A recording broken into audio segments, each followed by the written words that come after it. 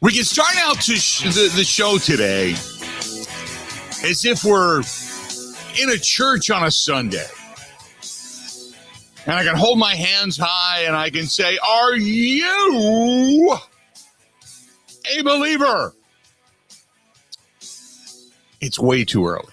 It's way too early. But it was a good showing over the weekend. Jordan Love and company for the Packers. Kind of a tough ending to the ball game because of an injury like that. But, and by the way, for the people that were complaining about paying money, first of all, you're not paying the full price. And secondly, I don't want to argue with you, but there's some things when you're talking about kind of glorified practice games, there's some things when you look at it in that situation where you just go, okay, I understand. There's a humanity to this. It's not just meats and commodities.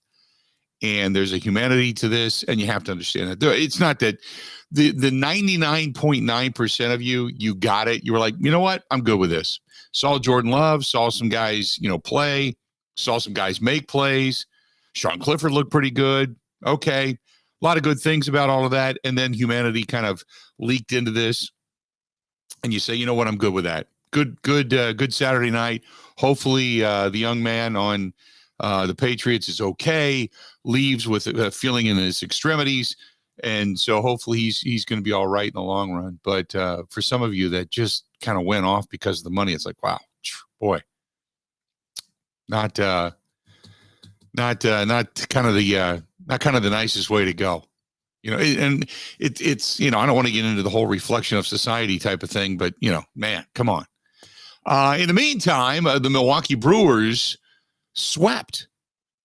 Will the real Brewers please stand up? Because I have no idea who the hell this team is. And you watch them score 5 runs in a series against the Dodgers, and you're like, wow, boy, this is just bad. And then they go into Texas, a team that is also leading their division with a ton of wins on the season. And you're thinking, oh, this is just going to be ugly. And then, damn, they turn it on. Pitching is fantastic, and they get the job done. So I don't know what to think. What a weekend it was. There was so much jam-packed. Kristen has a saying regarding our life. Our life is stuffing 20 pounds of ass into a 5-pound bag. And that's what it was like this weekend again. So a lot going on, and we were all over the place, had a great time, but a lot of discussion about Packers, a lot of discussion about Brewers, a lot of excitement for Badgers, a lot of good stuff. So anyway, long story short, it was a big weekend. You've got, if you want to get a hold of us, the phone number, 877-867-1670. That's the phone number. Chime in at any point in time. You can also find us on Twitter at Bill_Michaels. Find our buddy Grant Bills producing the program today at Wisco Grant, at Wisco Grant. You can find him there. You can also track us down Facebook, facebook.com/ The Bill Michaels Show, facebook.com/ The Bill Michaels Show. You can also find us, The Bill Michaels Show on Instagram. We are available on YouTube. I had a lot of people that I saw in the Milwaukee market this past weekend that came up and said, hey, are you still on the radio? Because I watch you on YouTube every day. I don't care how you consume it. Yes, we are. We're on AM 920 in Milwaukee. But yeah, if you want to check us out on YouTube, you can as well. Go to youtube.com/Bill Michaels, Michaels, Bill Michaels Show. YouTube, Twitch TV, if you download the Twitch app, the Kick app as well. You can always email the program, thebillmichaels@gmail.com. And the website is simply thebillmichaels.com. The Zone Madison app is a great way to listen to the program anywhere and everywhere. And you can always listen to us on Spotify, Apple, iTunes, Google Podcasts, always after the fact. Grant Bills, how you doing today, man? I'm doing great. Brewers got a sweep. And Bill, on Friday, I got to see our friends at Buzzard Billy's and have a big quesadilla. I ate well on Friday at Buzzard Billy's, so I had a great weekend. I saw the food. I saw the picture. I am going to be there a week from tomorrow. I will be in La Crosse. I did discover, however, though, I am not going to make it for Oktoberfest this year. Found that out today. I did not realize because I'm thinking about getting there for the tapping of the golden can and keg and all that kind of stuff. Well, we have a Packers game on Thursday night. I will be in Green Bay on Thursday night overnight and not be, and we don't get off the air till late. So I will not be then heading over to La Crosse immediately after the fact and then getting up the next morning and then being able to do the broadcast from Oktoberfest because of the Thursday night contest. And Sunday, we have an event we have to go to in the Milwaukee area on Sunday morning early. So that would leave me basically racing there on Friday after the show, staying on Friday afternoon, Saturday, and then got to come back Saturday night because we got an event early on Sunday morning. So it kind of doesn't make sense to do it this year, unfortunately. It just because of the Packers game being on Thursday night. So La Crosse to Green Bay or Green Bay to La Crosse drive is that's not for the weak, Bill. No. And I don't mind driving. I drive a lot, but Green Bay to La Crosse, there's no good way to get there. Yeah, you basically would be without sleep if you drove Thursday night after the game or Friday morning. That would be a lot. So I get it. We'll hold down the fort for you. We can, shake our butts in the Oktoberfest tent. Yeah, I wanted to be able to do it, but I can't. This year of travel has been tough anyway. And just at the end of that month, it would be brutal. Back and forth. And then getting up and the event we have on Sunday is a family thing that we have to be at. And without exception, because it was planned for that day because the Packers don't have a game that day. So it's kind of like, I can't. So it was unfortunate. But the good news is we will be in La Crosse for a cigar dinner coming up a week from tomorrow night. So I think it's sold out, but if you can check at your local tobacco outlet plus grocery or Quick Spirits in the area, there may be a ticket or two available, but for the most part, I think it's pretty much sold out. But you can check. But we're going to be there at Celebrations a week from tomorrow. A week from today, Grant. I don't know if you know that you're going to be taking the show. You have. Bill. My schedule is. I'm all over it, Bill. Yeah, okay. Next Monday. Just checking. We have the Fisher House golf outing next Monday, which between the ride that's upcoming and the golf outing next Monday. And getting everything taken care of, it's been buried in details. I will say this though, tonight, for those that follow, there is a Facebook page it's just facebook.com/Big Unit Poker Run. And tonight we're going to do a Facebook Live. We got some announcements to make tonight, and which is awesome. And which really good announcements. And a lot of people were asking about this, and we're going to answer some questions tonight. We're going to give details for the motorcycle ride, which is now less than 2 weeks away. And we're going to put a big push on. We are going to be broadcasting live from the Harley-Davidson Museum on the 31st.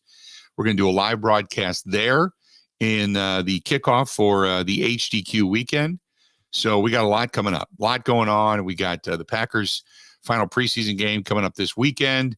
Packers back at practice. We got a full last hour of the show today. We are going to be talking with Mike Clemens about what he witnessed. You got Keyshawn Nixon with the broken bone between the shoulder and the elbow. I don't know the specifics of it, but there was a lot of discussion about it. So anyway, it is a lot to get to. We will start with Jordan Love and the fact that Jordan Love just looked pretty good. But it's funny because I saw the 4-Letter Network and Good Morning Football both praising Jordan Love. Like, he plays like this. If he plays just a little above average, this is a playoff bound team. This is a team that's got great defense. And I'm like, whoa.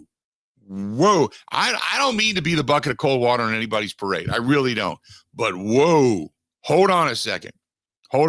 First of all, we throw around the word great far too much.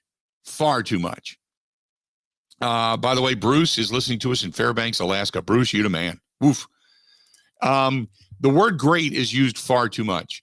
They're a good defense that has a lot of potential, but we have seen this story before.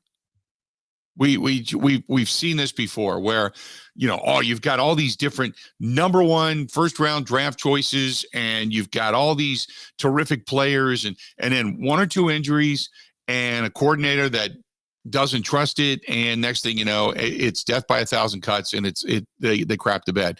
So the word great, stop. Secondly, Jordan Love looked polished. He looked precise. He looked like he was assured of himself for what limited time he was there.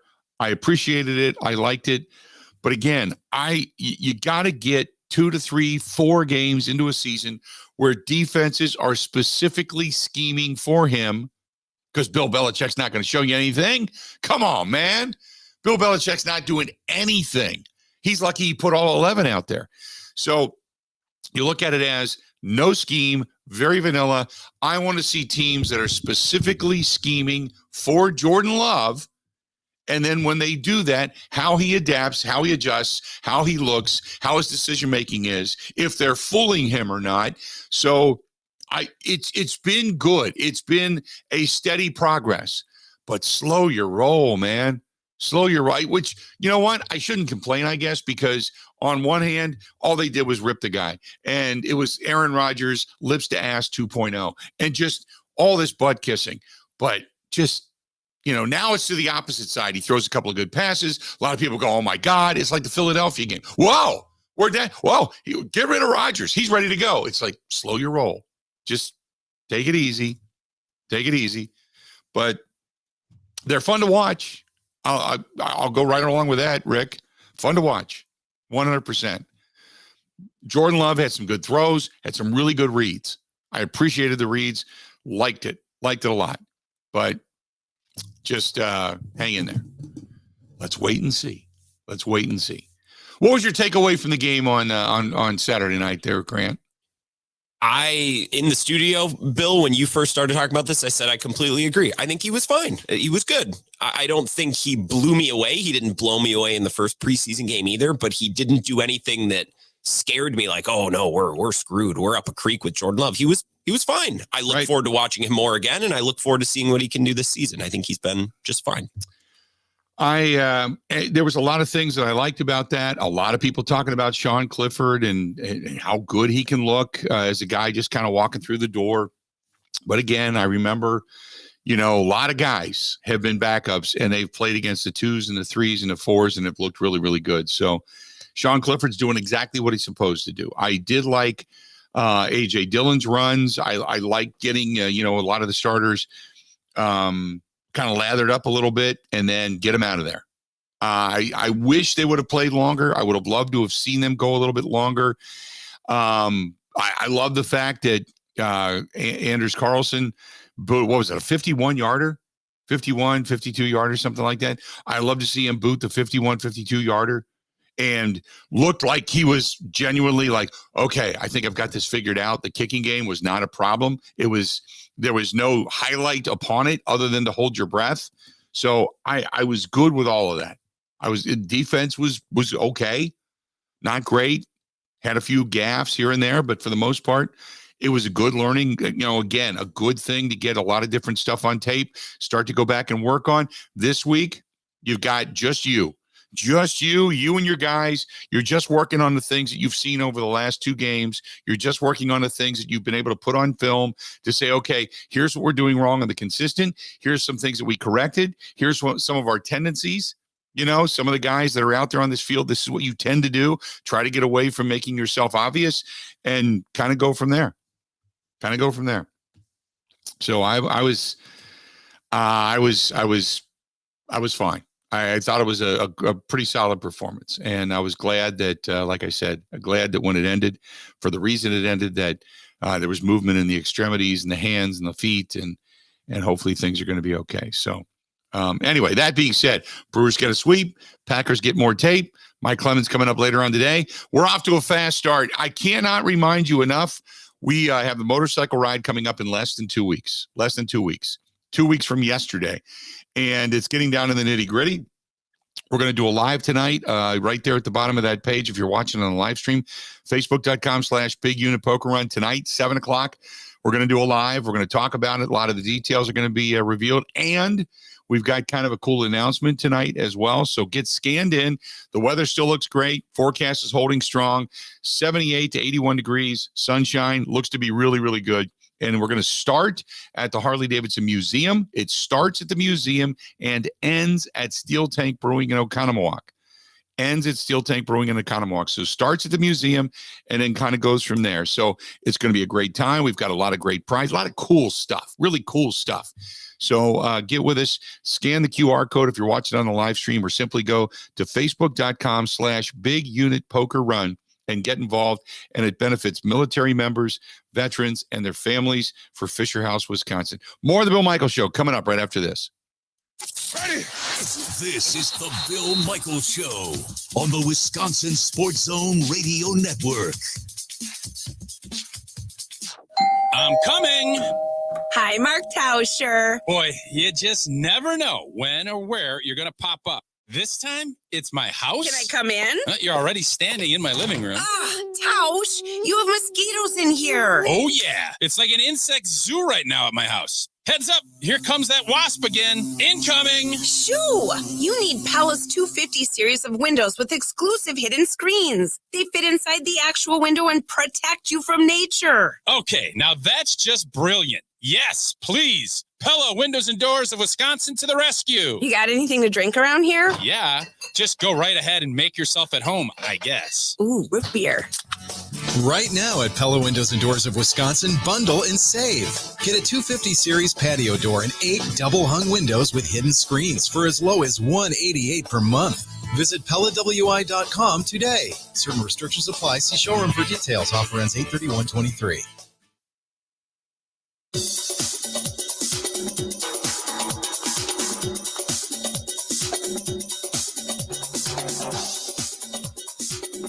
Bill Michaels will resume in 3 minutes.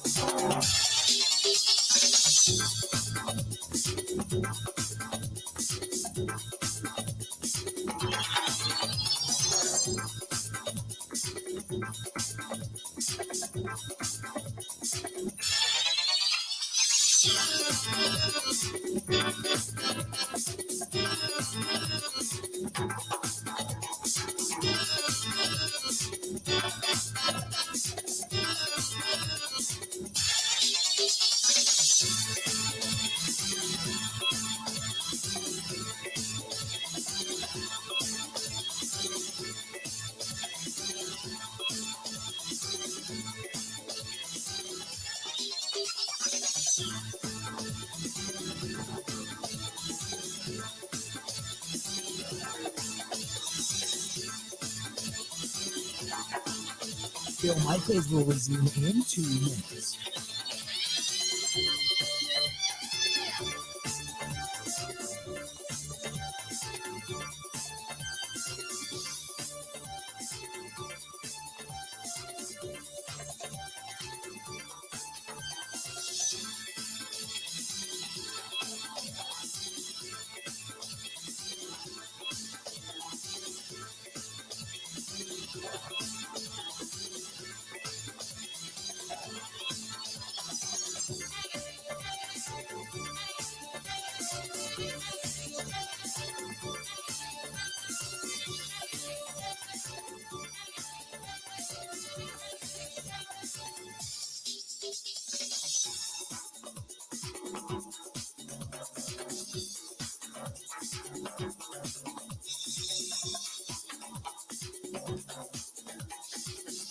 Bill Michaels will resume in 1 minute.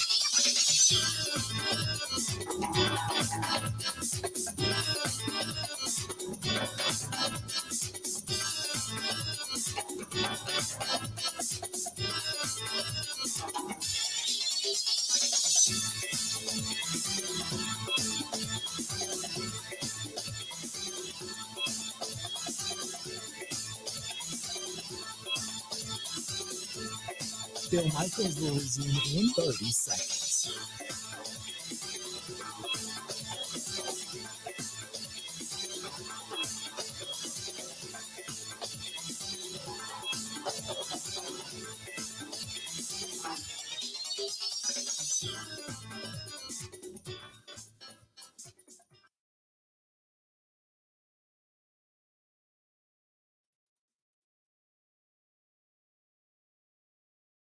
You got to hit it, bang it, rock it, put it in the pocket.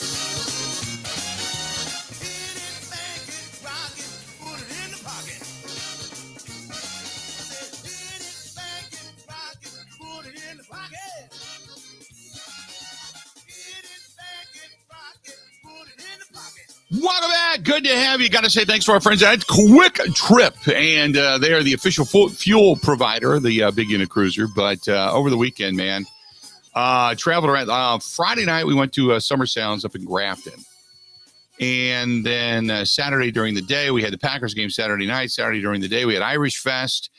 And then yesterday, there was a gathering of friends. We do this thing called... It's the round robin, I guess. It's like this group of friends, and they have this Facebook chat room, and there's 2 weekends a month on. It's kind of like the Sunday Fun Day things. So everybody takes a Sunday, and you start in the beginning of June, and it goes all the way through the middle of October for like Sunday Fun Day grill outs, and everybody brings a dish and stuff. So we had that last night. But you know what? Whenever you're running late, it doesn't matter what's going on. You grab 2 or 3 things from Quick Trip, kind of scoop it into a bowl, act like it's your own, and you take it. And so did the same thing yesterday.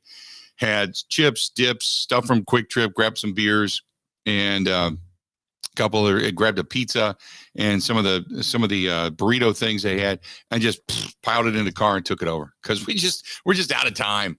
You know, there's so much going on, but God love Quick Trip, man. They've got everything. Use your Quick Rewards card, and one of the little pizza pocket things were free, which was cool.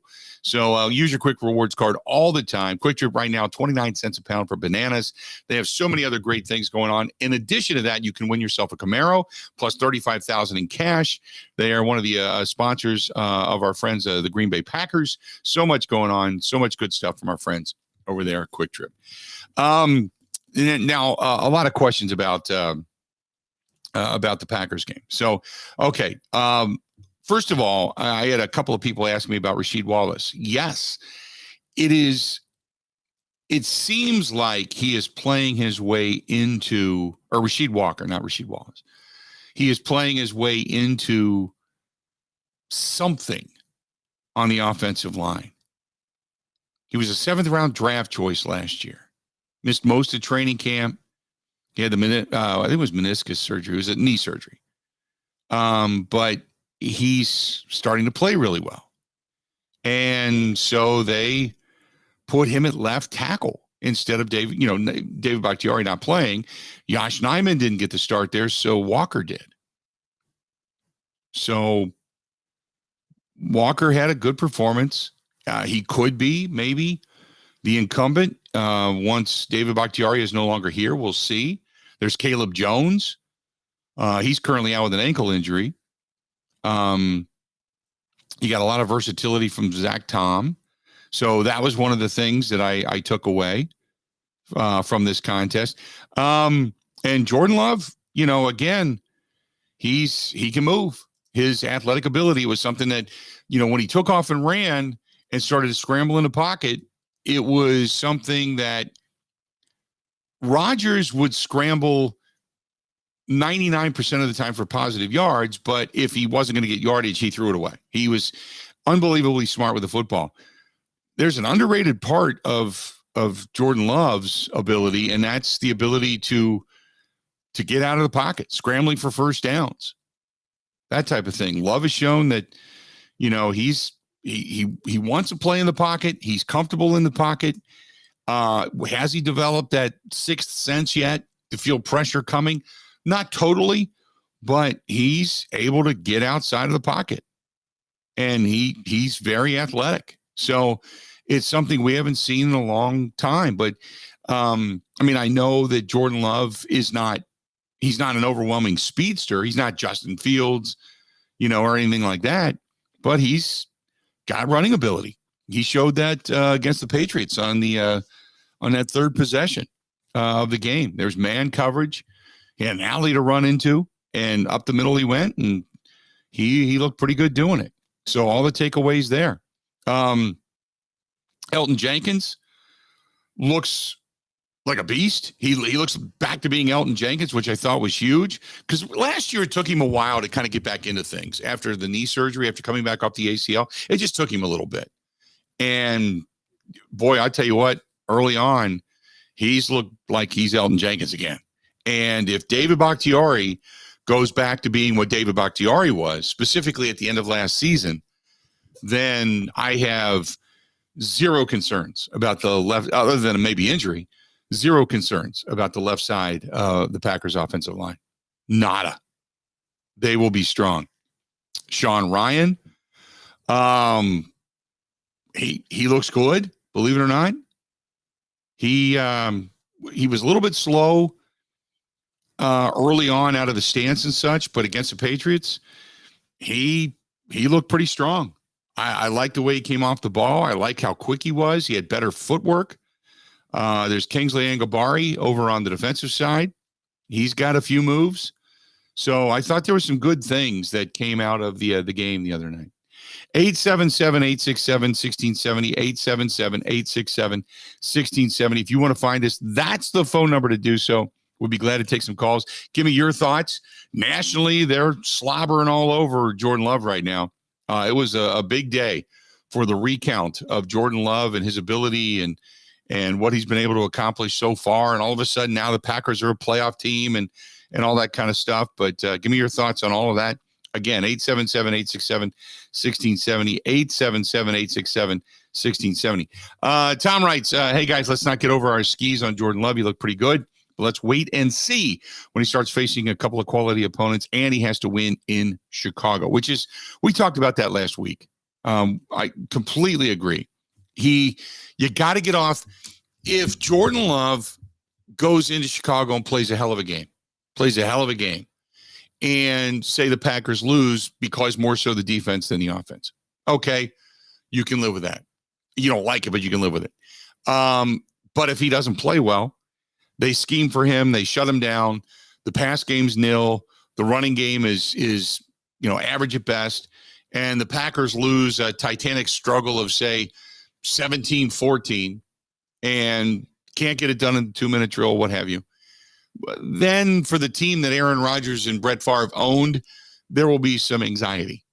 But let's wait and see. I'm not ready to anoint anything to anybody yet. Let's just wait and see. Rob says, I thought the defense looked pretty good. It was some of the second stringers that are trying to make a name for themselves that can't make tackles. That seemed to be the problem. Other than that, I thought it was a pretty good overall performance. Boy, was it a less than stellar crowd. There was empty seats. No doubt about that. It wasn't a loud crowd. I think the crowd was excited, specifically early on. You finally get a chance to see these guys in, say, a real situation, not just the family night. But, there's a lot going on in the state of Wisconsin. And you had Friday night football. By the way, Grant Bills, how did Friday night football go in lacrosse for you? Oh, we watched Lacrosse Logan. I don't mean to give you the whole blow by blow, but they had a late lead and then they made a mistake on an onside kick, which let Eau Claire Memorial get the ball back and they scored. And then Logan had a chip shot field goal to win the game and they missed it. It was a debacle.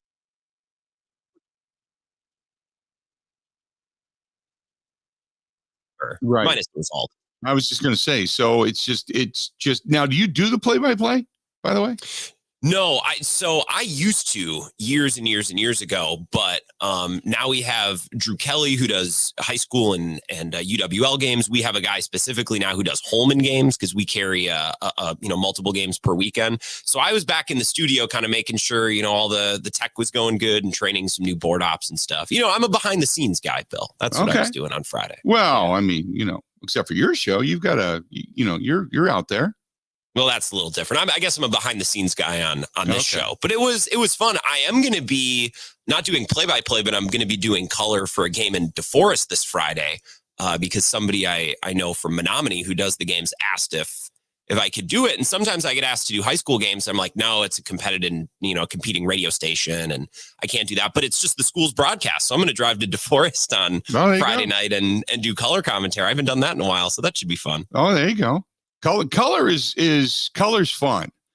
The play-by-play is different. It's a different animal. But being the color guy, I've done that for the M&M game, the Menominee Marinette game. So they have that history up there, and I've done. Okay, I did it actually for Menominee in the first half and Marinette in the second half. I've done that before too. So where you've bounced back and forth, because our affiliate up there does both. Because they've got an AM/FM combo. So on one side, the FM is doing, I think it's Menominee. On the AM is doing Marinette. So it's the same. It goes into the same radio station, but they service two different areas, so to speak. So I've actually done color on both. So that's kind of cool. It's kind of cool. That's like when they used to do the team by team broadcast in March Madness, where the Badger broadcast would be on TBS and then the Kentucky one would be on True TV or whatever it used to be. I forget about that, but I'm with you. Color is fun because if you don't know something about a kid or you have nothing to say, you can just lean back. I got nothing to add. Yep. And it's on the play-by-play guy to keep the broadcast going. So we got all of that happening, and I want to get your reaction to the Green Bay Packers game this past weekend. Also, there was a statistic that I knew things were getting better. I didn't realize they were this good. And I'll tell you what that is when we come back in regards to the Milwaukee Brewers. Stay tuned. We got a lot of good stuff to get to this portion of the program. Brought to you by our friends at Pella Windows and Doors of Wisconsin. And at Pella, they got a lot of good stuff. And it is evident over the weekend as it started to heat up yesterday. It's going to be hotter today. And then tomorrow, I think on a Wednesday, it's going to be like really hot. And I came home last night. House was right there, 70 degrees. It got up to 88 here yesterday. House was at 70 degrees. Nothing fluctuated. Air conditioning was not running. Means it keeps the cool in. Great stuff from our friends at Pella Windows and Doors of Wisconsin. And the fact that when it does cool down at night, open up the windows. Screens don't let anything in, which is just awesome. The screens are awesome. The hardware is awesome. And if you do want to lock them up at night, downstairs, and nobody's going to get in unless they, blow something up or run a truck through your house, you can put your head on your pillow and you're safe and secure. That's the best. That's the best from our friends at Pella Windows and Doors of Wisconsin. And it adds a ton of value to your house, whether you're looking to sell or you're just looking to upgrade economically. That's Pella. Go to PellaWI.com. That is PellaWI.com, or call them 855 Pella WI, 855 Pella WI. This is the Bill Michaels Show on the Wisconsin Sports Zone Radio Network.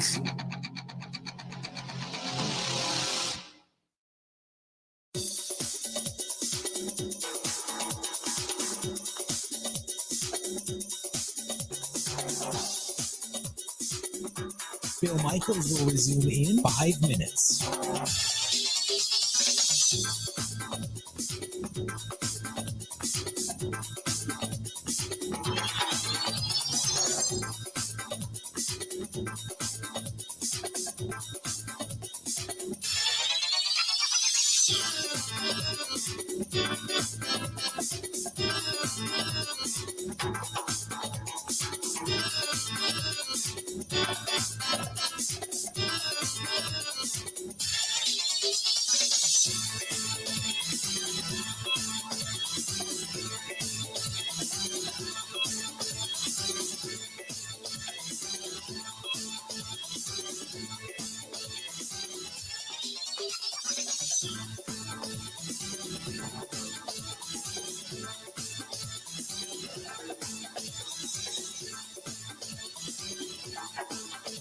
Bill Michaels will resume in 4 minutes.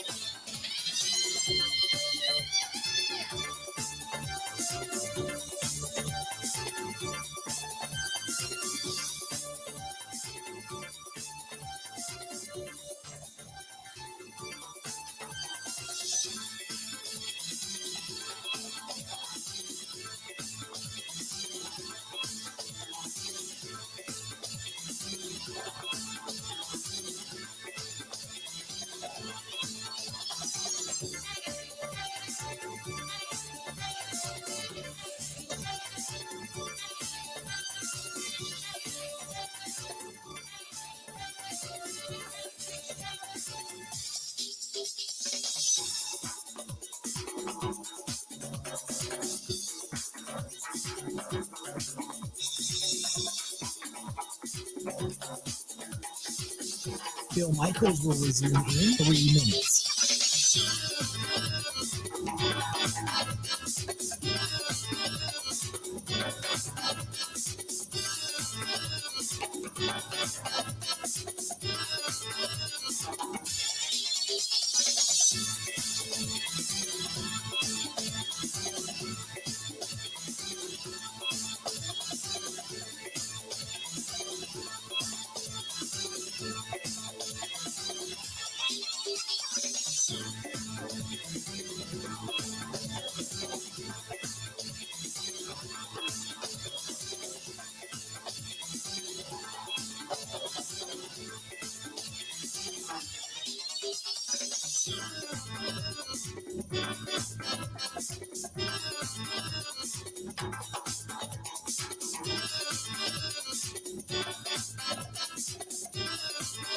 Bill Michaels will resume in 2 minutes.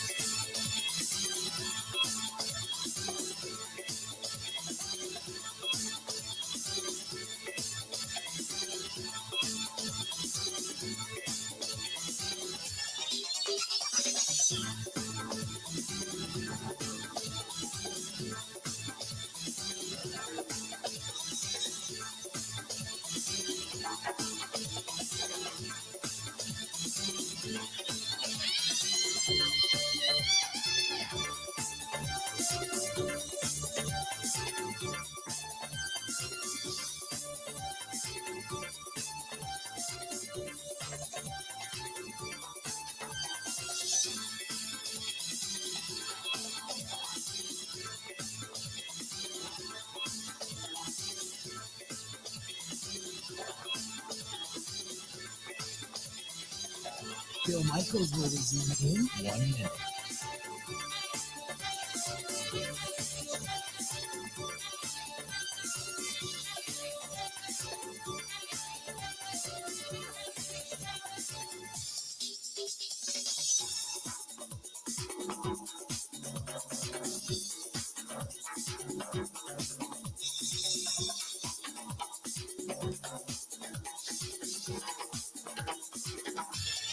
Bill Michaels will resume in 30 seconds.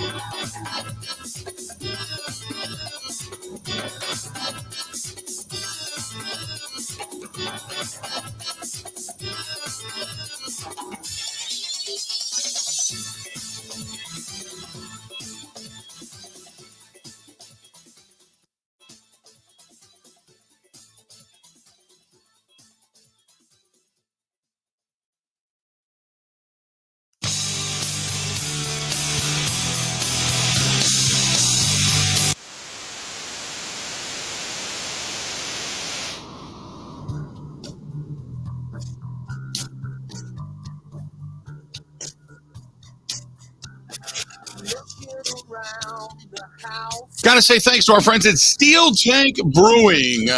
Dave and the gang are fantastic, and they are putting it together. The tent is up, the stage is up, everything's getting ready out there for less than 2 weeks away from the motorcycle ride that's going to end at Steel Tank Brewing on Robrook Lane in Oconomowoc, right behind the Exonia Bank. I know we'll talk about it tonight on the live cast, but they, I know there's people say, how are you going to fit all those bikes back there? They've got streets, they've got parking.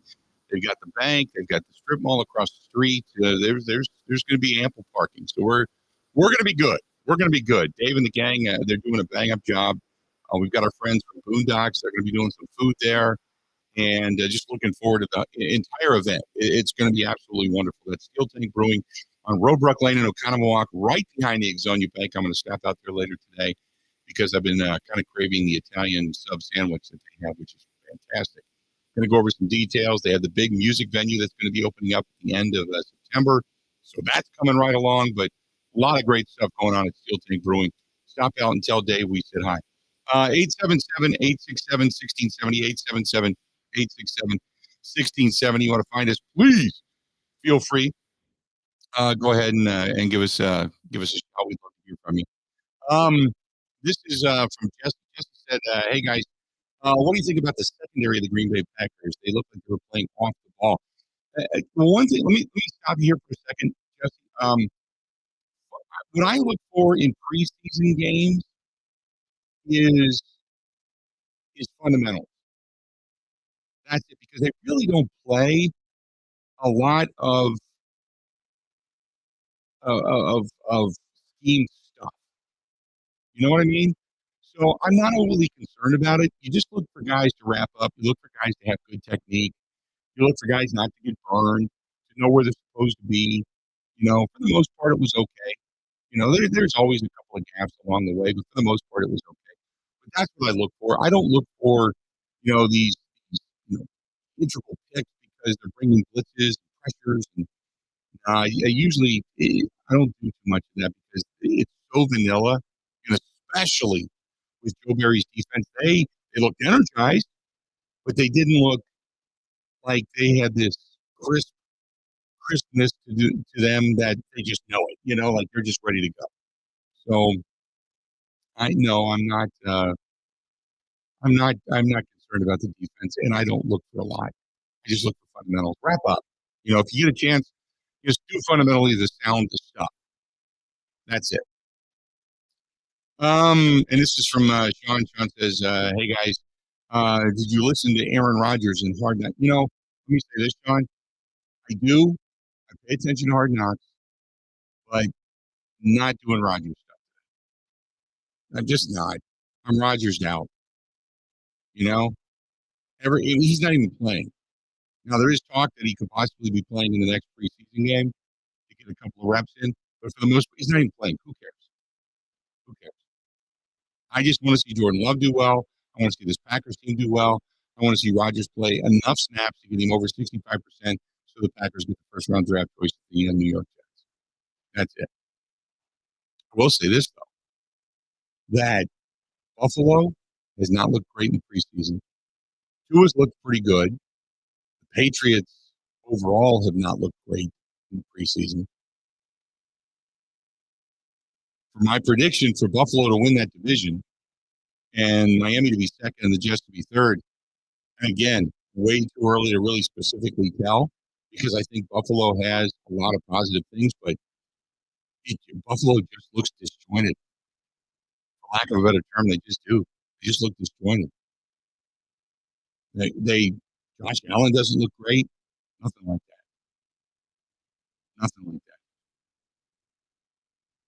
877-867-1670. This one is from Chris, who says, the first quarter pass interference call on Valentine, did you like it? I didn't, because it was so ticky-tack. And it really didn't prevent the receiver from getting to the corner of the end zone. The ball was just overthrown. But because anytime you get a little bit of jersey, you're going to be called. But it was a call that I'd rather see them make now than in the regular season. I'd rather see them make that call now, and maybe you learn from it. You try, because Valentine didn't really have a big fistful of jersey and dragging them down. It was a grab. It was a grab off the initial cut, and that was it. It didn't impede the receiver from getting to the back corner of the end zone. So the Valentine got a little bit job there, to be quite honest with you. What else do we have here for you? Early on, Jordan Love looked good. Yeah, we kind of went over that. Hitting the tight ends over the middle, hitting the upper receiver. Yes, I did pretty well. I'm going to agree with all that. It's kind of long-winded from Jesse. So appreciate the email though, and a lot of thought went into that. Thank you. But yeah, it's too long to go through the detailed, list by list of everything you have there. Go ahead. Well, Grant. you mentioned that the Bills have looked tough this preseason, Bill. Yeah. Something that I said last week is, these Packers players, a lot of them are young and they're dumb and they don't really know what they don't know. So all of these young wide receivers and tight ends and linemen, they're going into this preseason and this season without a care in the world because there's no expectations and there's no real stress. Whereas a team like the Bills, and I think Packers fans over the last decade can probably sympathize with this, the Bills are feeling that pressure. Up short now in a couple of preseasons or postseasons, in a row. So they're feeling like, man, if we got to be perfect, we got to take the next step. And that wears on a team. The Packers, they don't have that weight on their shoulders. So I think they're just going into this season having fun, low expectations. And I think you see that with the way that some of these young players are playing and operating. And you might not see that with a team like the Bills. Real quick, Chris says, your thoughts on Love to Musgrave and that combination becoming better. There was a pass. It was early on. It was, I don't know. It was early on in the ball game. And Jordan Love was actually rolling out to his left. And he felt the pressure, rolled out to his left, and threw a pass to Musgrave. Now, the pass was incomplete. But that pass, he put that Musgrave was cutting across to in the same direction that Jordan Love was. And that pass was thrown to the backside of Musgrave, but in only the spot that Musgrave could get it. Now, the defender did a good job in getting a paw in there to knock it down, but he was not going to intercept it. It was a pass that was thrown to Musgrave that only Musgrave could have caught it. It could have gotten knocked down, but only Musgrave could have caught it. And to me, it was an incomplete pass, and it was one of his only 3 incompletions. But I thought it was a hell of a pass. It was a good athletic play on the rollout to his left and throwing the ball to Musgrave for the second straight time. Or no, I take that back. He went to Musgrave, then it was a run play, then it was the pass to then it was a pass back to Musgrave. But I thought it was a good pass. So when we start talking about the nuances of Jordan Love and what he is and isn't doing, I saw a lot more positives in this one. And really the only other egregious one was in game 1 that we all know Colin Cowherd went off on, and that was the overthrow. And I went back and looked at that thing 2 or 3 times. I really think Musgrave was supposed to cut it upfield a little bit more, which is the reason the pass sailed a little bit. But beyond that, I thought it was a pretty solid performance. 877-867-1670. Man, we're up against it. Quick stuff today. Quick stuff. Good stuff today. On the live stream. Hey, I mentioned our friend over there at Boondocks, Tom and the gang. They are going to be helping us out, man. Barbecue, burgers, brews, all that kind of good stuff right there at the end of the motorcycle ride coming up on Sunday, September 3rd. Gotta have you. If you ride a bike, we want you with us. If you ride a Harley, if you ride an Indian, if you ride a Kawasaki, if you ride a Honda, I don't care. We want you with us. Go to facebook.com/Big Unit Poker Run and join us. Help us help veterans, military members, and their families. And thanks to our friends at Boondocks who are going to be there on site as well, serving up some really terrific food at the after party. So please come out and join us, but go to facebook.com/Big Unit Poker Run. We got a live broadcast on that page coming up later on tonight. We want to see you there, and we want to see you on the ride. This is the Bill Michaels Show on the Wisconsin Sports Zone Radio Network. Buckle up. It's all systems go at Potawatomi. Plug in to High Wattage Play and you could win an all-electric BMW i7. Play now through September with your club card. Prize drawings on Thursdays. There's a shocking $800,000 in total prizes on the line, including the luxury BMW i7. It's time to electrify your drive. Only at Potawatomi Casino Hotel. More info at paysbig.com/BMW. Must be 21 years old and a club member to play. I'm coming. Hi, Mark Tauscher. Boy, you just never know when or where you're going to pop up. This time, it's my house. Can I come in? You're already standing in my living room. Tausch, you have mosquitoes in here. Oh, yeah. It's like an insect zoo right now at my house. Heads up. Here comes that wasp again. Incoming. Shoo! You need Palace 250 series of windows with exclusive hidden screens. They fit inside the actual window and protect you from nature. Okay, now that's just brilliant. Yes, please. Pella Windows and Doors of Wisconsin to the rescue. You got anything to drink around here? Yeah, just go right ahead and make yourself at home, I guess. Ooh, root beer. Right now at Pella Windows and Doors of Wisconsin, bundle and save. Get a 250 series patio door and 8 double-hung windows with hidden screens for as low as $188 per month. Visit PellaWI.com today. Certain restrictions apply. See showroom for details. Offer ends 8/31/23.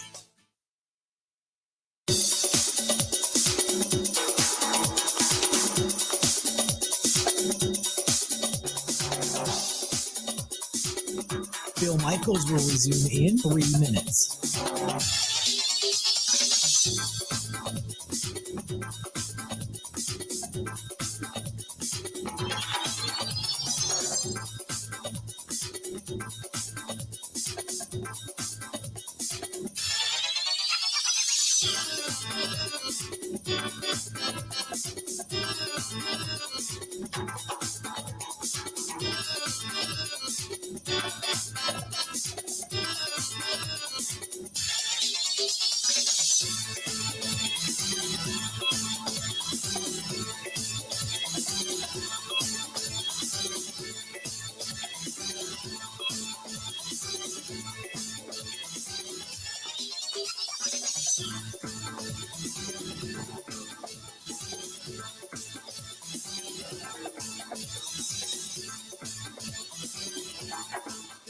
Bill Michaels will resume in 2 minutes.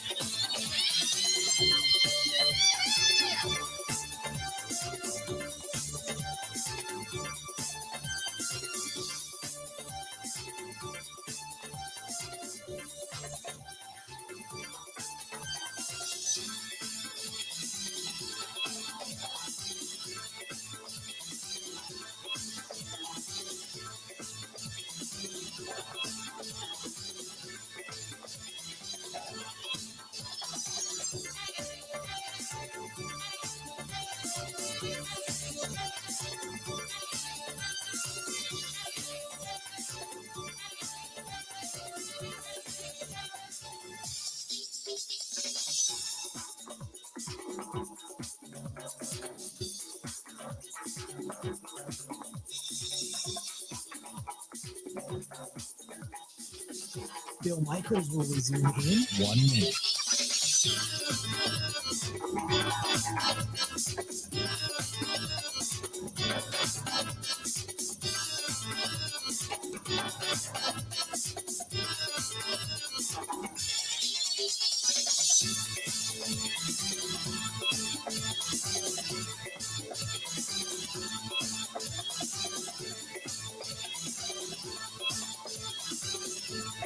Bill Michaels will resume in 30 seconds.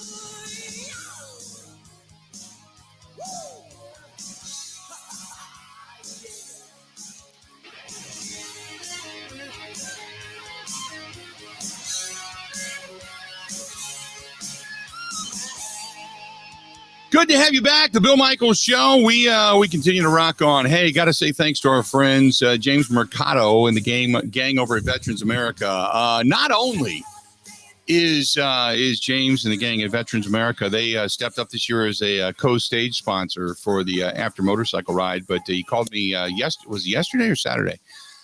Saturday. James called and said, "Hey, I hear you need some volunteers.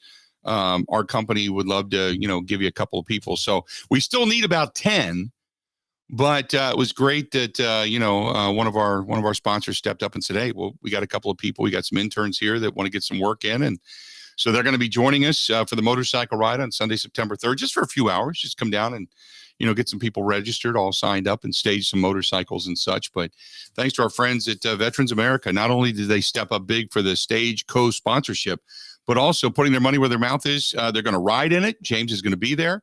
They've got something special planned during the ride, and they're going to send us some volunteers. So if your company wants to volunteer, and I know a lot of companies out there require its employees to put in a few hours of volunteer work, we would love to have you. Just get a hold of me and let me know who's available, and we'd be happy to get you either before or after the ride is some volunteerism is available. But give us a shout. And thanks to Veterans America, great people over there. And if you're looking for a home loan, if you're looking for a new house, if you're looking for to get qualified for your first time buyer, call James 262-745-3333, 262-745-3333. That's James Mercado and the gang over there at Veterans America. So good stuff. Kevin Harlan today is, correct me if I'm wrong, Grant. He's joining us. 12:30 works okay for you. That works great for Kevin. God, yeah. I love Kevin Harlan. I wish I had like audiobooks that no matter how boring they are, Kevin Harlan would make them sound fantastic. And I could just put them in my ears at night and fall asleep to that. So the awesome tones of one Kevin Harlan will be joining us today, coming up a little bit later on, about less than 2 hours from now. And Mike Clemens in the last hour of the show. It's a banner day. No kidding. And you and I, we're like Zippy the Piss Boy. But, You got Kevin Harlan and Mike Clemens. Come on. Fantastic stuff. Fantastic stuff today. So we got all that coming up. Hey, by the way, returning this week on Thursday is our none other than one Paul Charchian. Now, I think I talked about it last week, Grant. I don't know if you were here, if it was the day Friday I talked about it or earlier in the week, but Paul was off last week. Are you friends with Paul on Facebook? I'm not, but I think we talked about this Thursday that he's been traveling the country in his van. He's RV. Yeah, he's an RV guy, right? Yeah, he got he got an RV, and he has been like traveling everywhere. And I've been kind of paying attention to his stuff, and he looks like a mountain man. I'm like, wow, Paul is just out there. Holy mackerel. He's all bearded up and flanneled up, and oh yeah. So I'm anxious to see if he is. Now, we're not going to see him online, so to speak, but yeah, I'm anxious to see if Paul's gonna be here hanging out and fully bearded or not. So we maybe have him send us a picture before he comes on the air with us, because boy, Paul was doing a mountain man thing. But we will talk fantasy football this week with our good buddy Paul Charchian coming up on Thursday. Can't wait! I can't believe how fast that first hour went by. 1 hour down. I got statistics for you coming up. We'll start out next hour on a positive. I promise you. Stay tuned. A whole lot more of the Bill Michaels Show coming up right after this.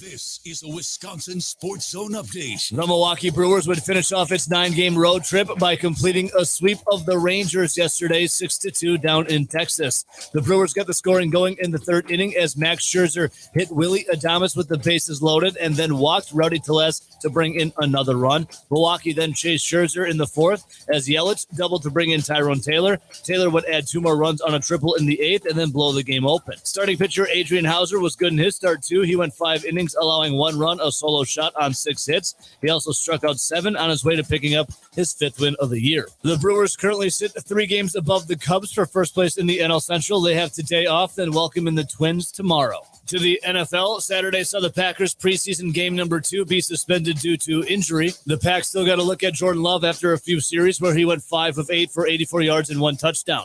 Here's more from GM Brian Gutekunst. I think the thing that I've been really pleased with, and I think you guys have probably seen it too, is just kind of his command, his confidence back there, and some of the things he's doing and how he's leading our football team. So very, very excited for him. The Packers will have another week of training camp. Then their 3rd preseason game against the Seahawks is Saturday. LIUNA stands for the Laborers International Union of North America, a skilled and experienced union with the skills and safety training to be your workforce solution for the Wisconsin construction industry. LIUNA Wisconsin members build infrastructure like roads, bridges, and skyscrapers, as well as solar and wind farms and even pipelines. LIUNA has 20 years as a union. Feel the power of a career as a member of LIUNA. Learn more at liunawisconsin.org. Fall camp continues on for the Wisconsin Badger football team as we're 12 days away from their season opener at Camp Randall against Buffalo on September 2nd. For the Wisconsin Ebo.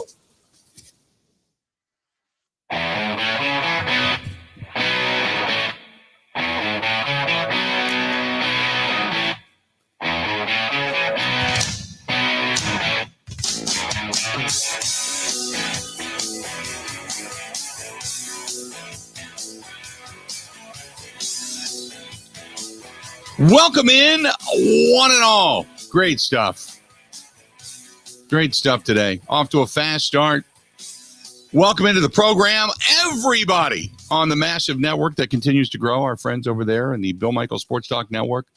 From Menominee to Platteville. From Madison to Milwaukee and everything in between. Green Bay, our friends out there in La Crosse, Eau Claire. Keep going. Shawano, Clintonville, Tomahawk. Greg and the gang up in Tomahawk. We'll see all of you coming up in about 3 weeks, I believe, 4 weeks for the Tomahawk Fall Ride. Can't wait for that. Looking forward to it.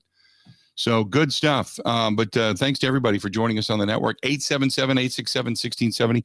877-867-1670. If you want to find us, that's the phone number to do so. You can hit us up on Twitter at Bill_Michaels, at Bill_Michaels. You can also find our buddy Grant producing the program at Wisco Grant. And there's Facebook.com/The Bill Michaels Show. And the same thing on Instagram. You can find us on YouTube. Go to youtube.com/Bill Michaels Show. Subscribe for free. We appreciate it when you like us too, because we're starting to go up in the like rankings, I guess. So I don't know necessarily how all the algorithms of that work, but doing pretty well, I guess. So I told you I wanted to start off this hour on a positive, and I knew it was good. I didn't realize it was this good. But take a listen to this. The Brewers pitching staff this month, for the month of August, opponents' batting average against this Brewers pitching staff. Opponents are hitting only .203 against the Brewers pitching staff, which puts them at number 2 overall in Major League Baseball. OPS against this Brewers pitching staff is a whopping .616, which is really minimal. I'm making fun of it. But that ranks number 3 in Major League Baseball this month. Third best. Strikeout percentage is 26% of at-bats result in a strikeout against this Brewers pitching staff, which ranks second best in Major League Baseball. And their whip, 1.08, that puts this pitching staff at third best in baseball in the month of August. Third best in baseball. That's how, I mean, I knew they've been good. I just didn't realize that they were that good. Didn't realize they were that good.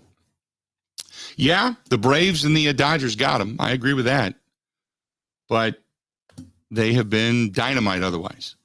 If they can just get consistent hitting. And even the game against the Dodgers, that Corbin Burns, it was, Corbin Burns threw a gem.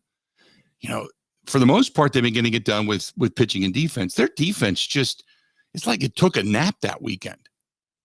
I don't know what it was, whether it was just some of the young guys playing for the first time in a storied place like Chavez Ravine or what, but it's like everything it went away. 5 runs in 3 games. The defense looked abominable at times. It was weird, but I know the pitching staff's been extremely solid. So when you look at those numbers, man, that's awesome stuff. Awesome stuff. Well, Bill, I think I asked you last week in Buy or Sell if the Brewers had one game and they had to win it, if you would consider starting Freddie Peralta over Corbin Burns. And I think you said, yeah, I'd consider it. Freddie Peralta's got 50 strikeouts over his last 5 starts. Right. He's been unbelievable. And you know what? It was funny because right after that, I saw the Corbin Burns game because Corbin Burns pitched extremely well against the Dodgers. And I thought,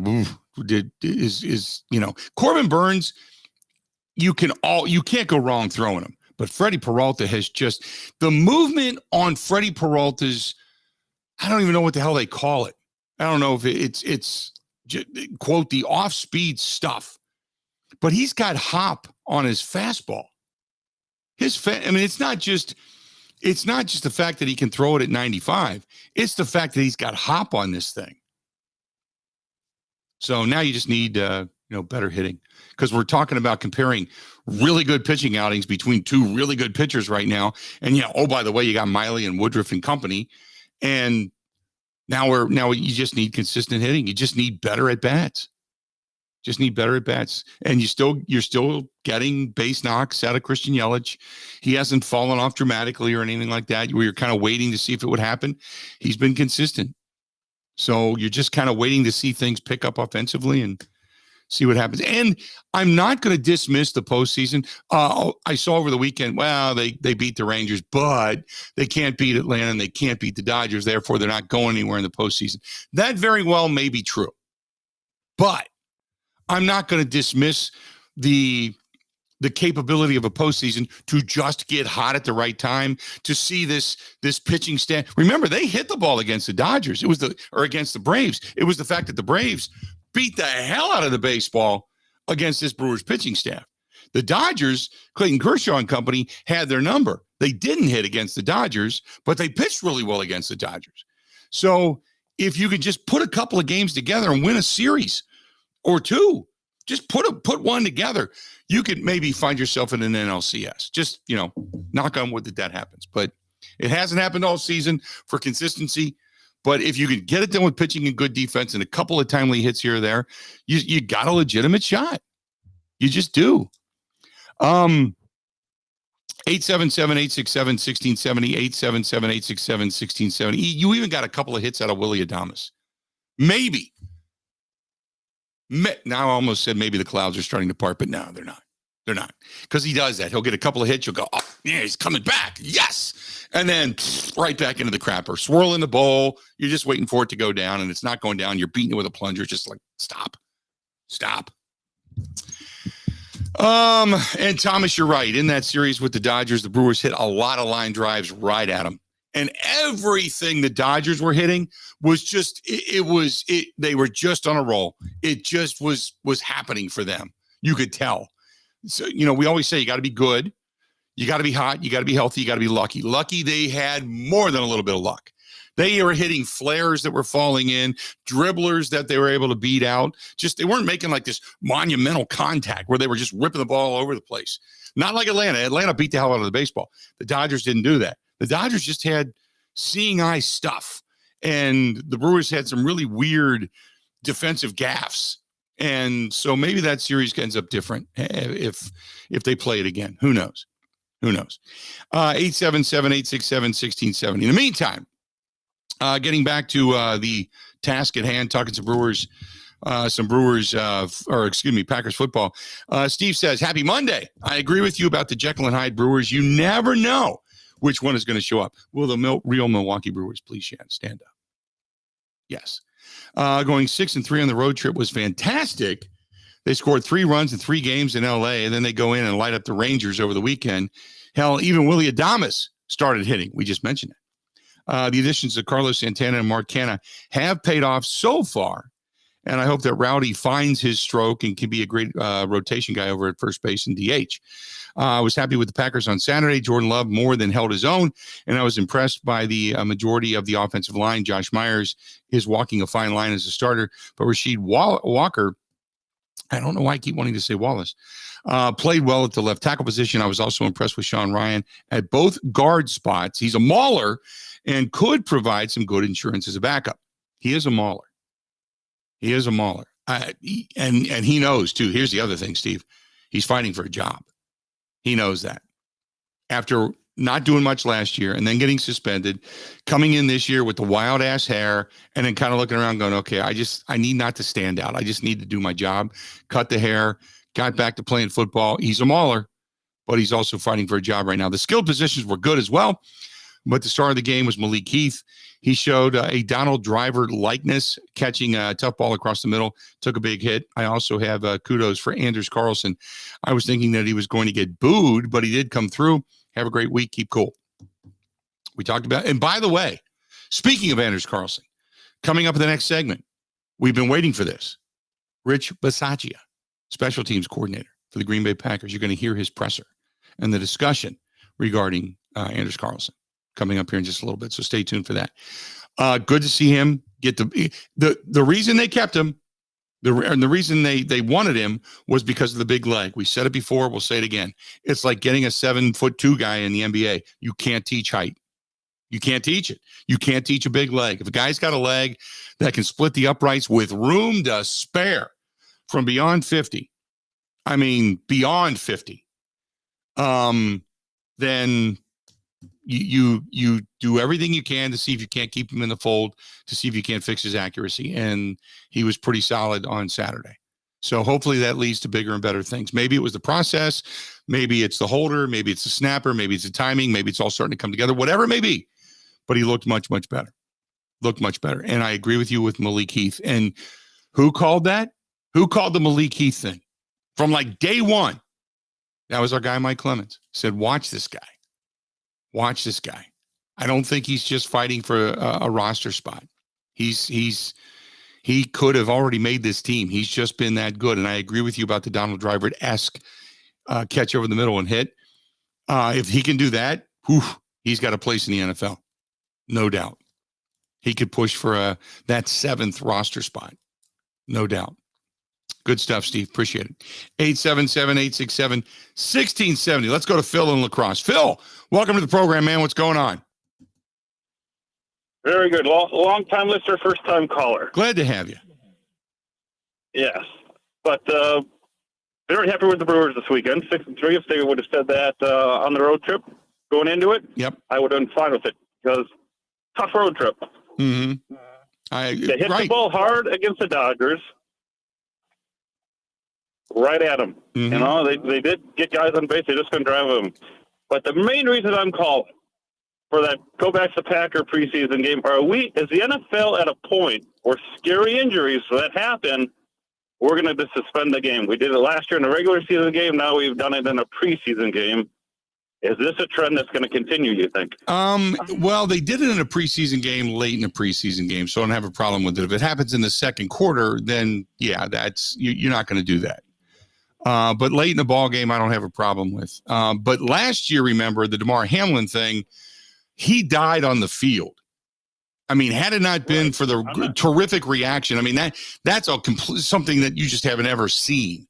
But no, regular season games, when guys go down, we saw it happen on Thursday night, and they didn't stop the game because Philadelphia and Cleveland, they stopped that game on Thursday night for a while. Guys were on one knee, guys were crying, and player carted off on a stretcher, and then they popped right back up and they continued with that game. That's not going to become a trend, but in preseason, I can understand it late in the ball game. But if that would have happened in the first quarter, no, that game would have continued through its entirety.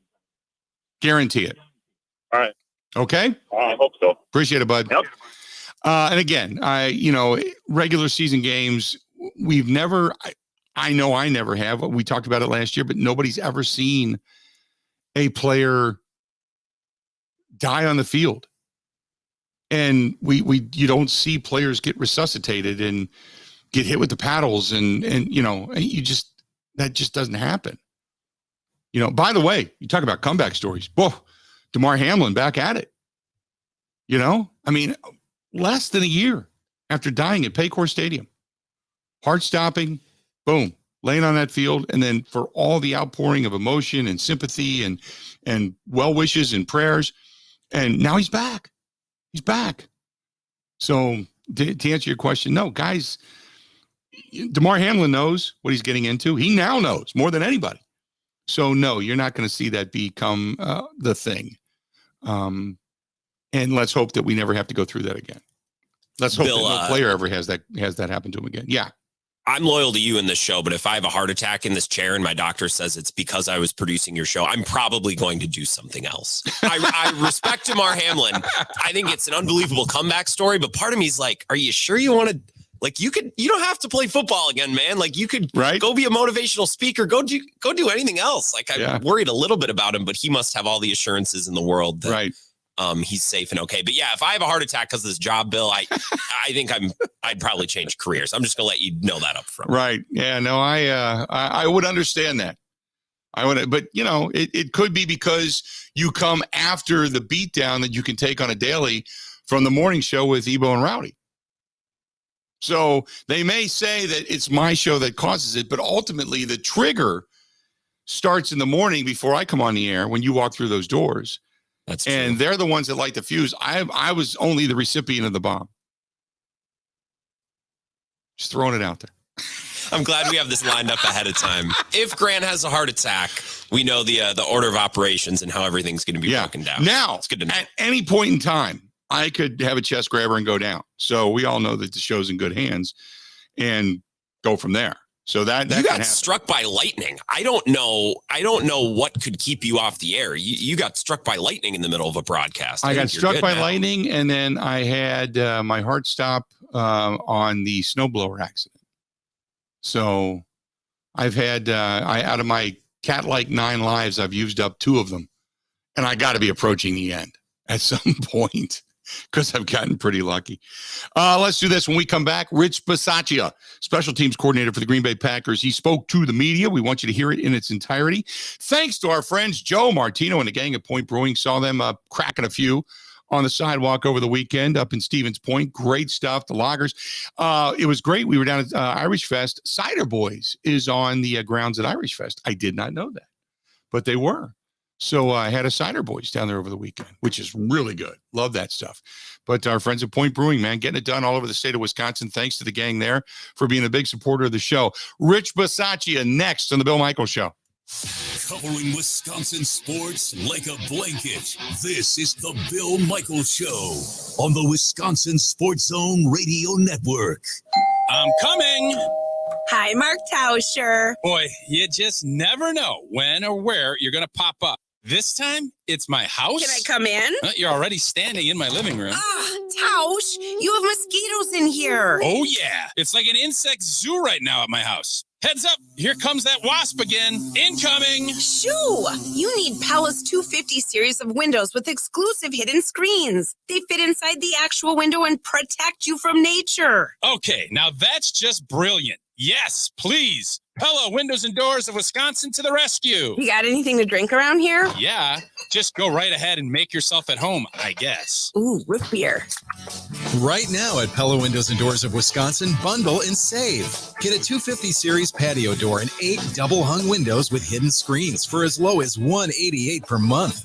Visit PellaWI.com today. Certain restrictions apply. See showroom for details. Offer ends 8/31/23. Summer's winding down, but Road America is still racing. Get your tickets and family fun information at roadamerica.com. That's roadamerica.com.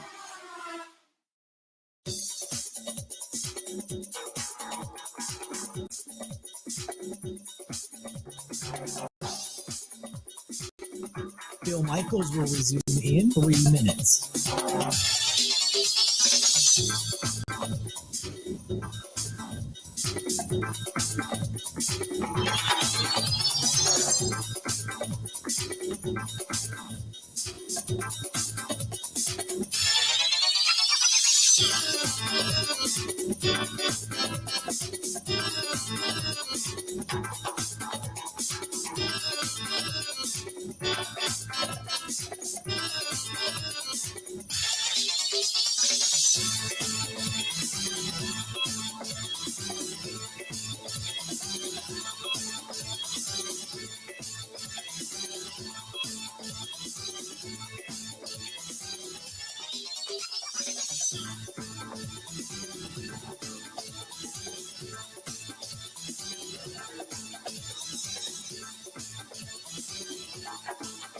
Bill Michaels will resume in 2 minutes.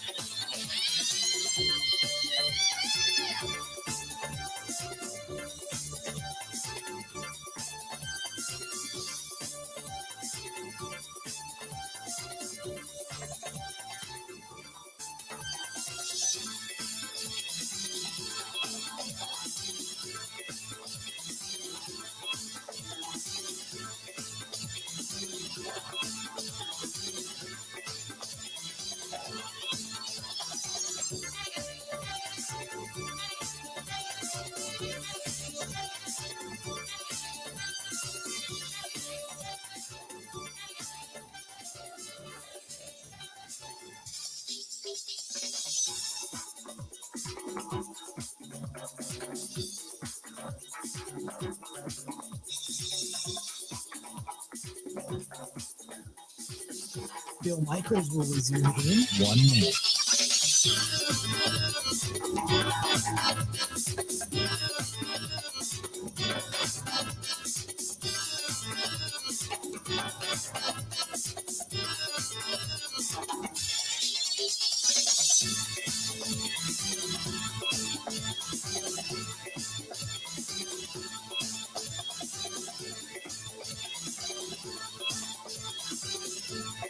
Bill Michaels will resume in 30 seconds.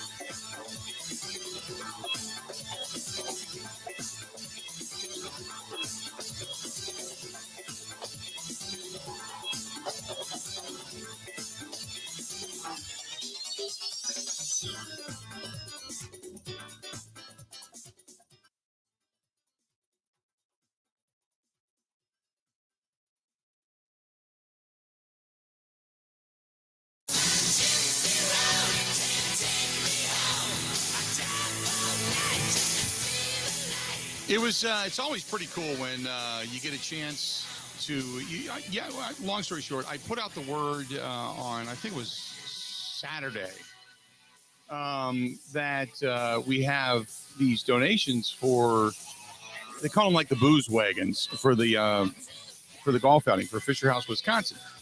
And we were a little bit short, on the amount of donations this year. So I put out the word and I just said, hey, if there's anybody that's got a couple of bottles of booze, they put them all together in these big wagons and then they sell, chances. And God, you get like 40 bottles of stuff, And I put it out and I said, hey, we still could use a couple of donations if we could. And the first one to respond was Jeff Stoley. Our buddy Jeff Stoll and Alicia Stoll from Stoley's Hog Alley and Stoll's Old 109. And that's just the kind of people they are. Not only are they one of the stops on the motorcycle ride at Stoll's Old 109 in Watertown, but they were the first ones to step up and say, hey, we'll get you some stuff and we'll help you out. So always giving back to the community, to terrific charities. That's just the kind of people they are. So if you're going to support any businesses, small businesses, restaurants, bars, and such, Stoley's Hog Alley in Lake Country on on Venice Beach Road in Oconomowoc, or Stoll's Old 109 on County Road R in Watertown. Both of them great places and even better people. So thanks so much to Jeff and Alicia and their staff and all that they do for us. So we can't say thanks enough.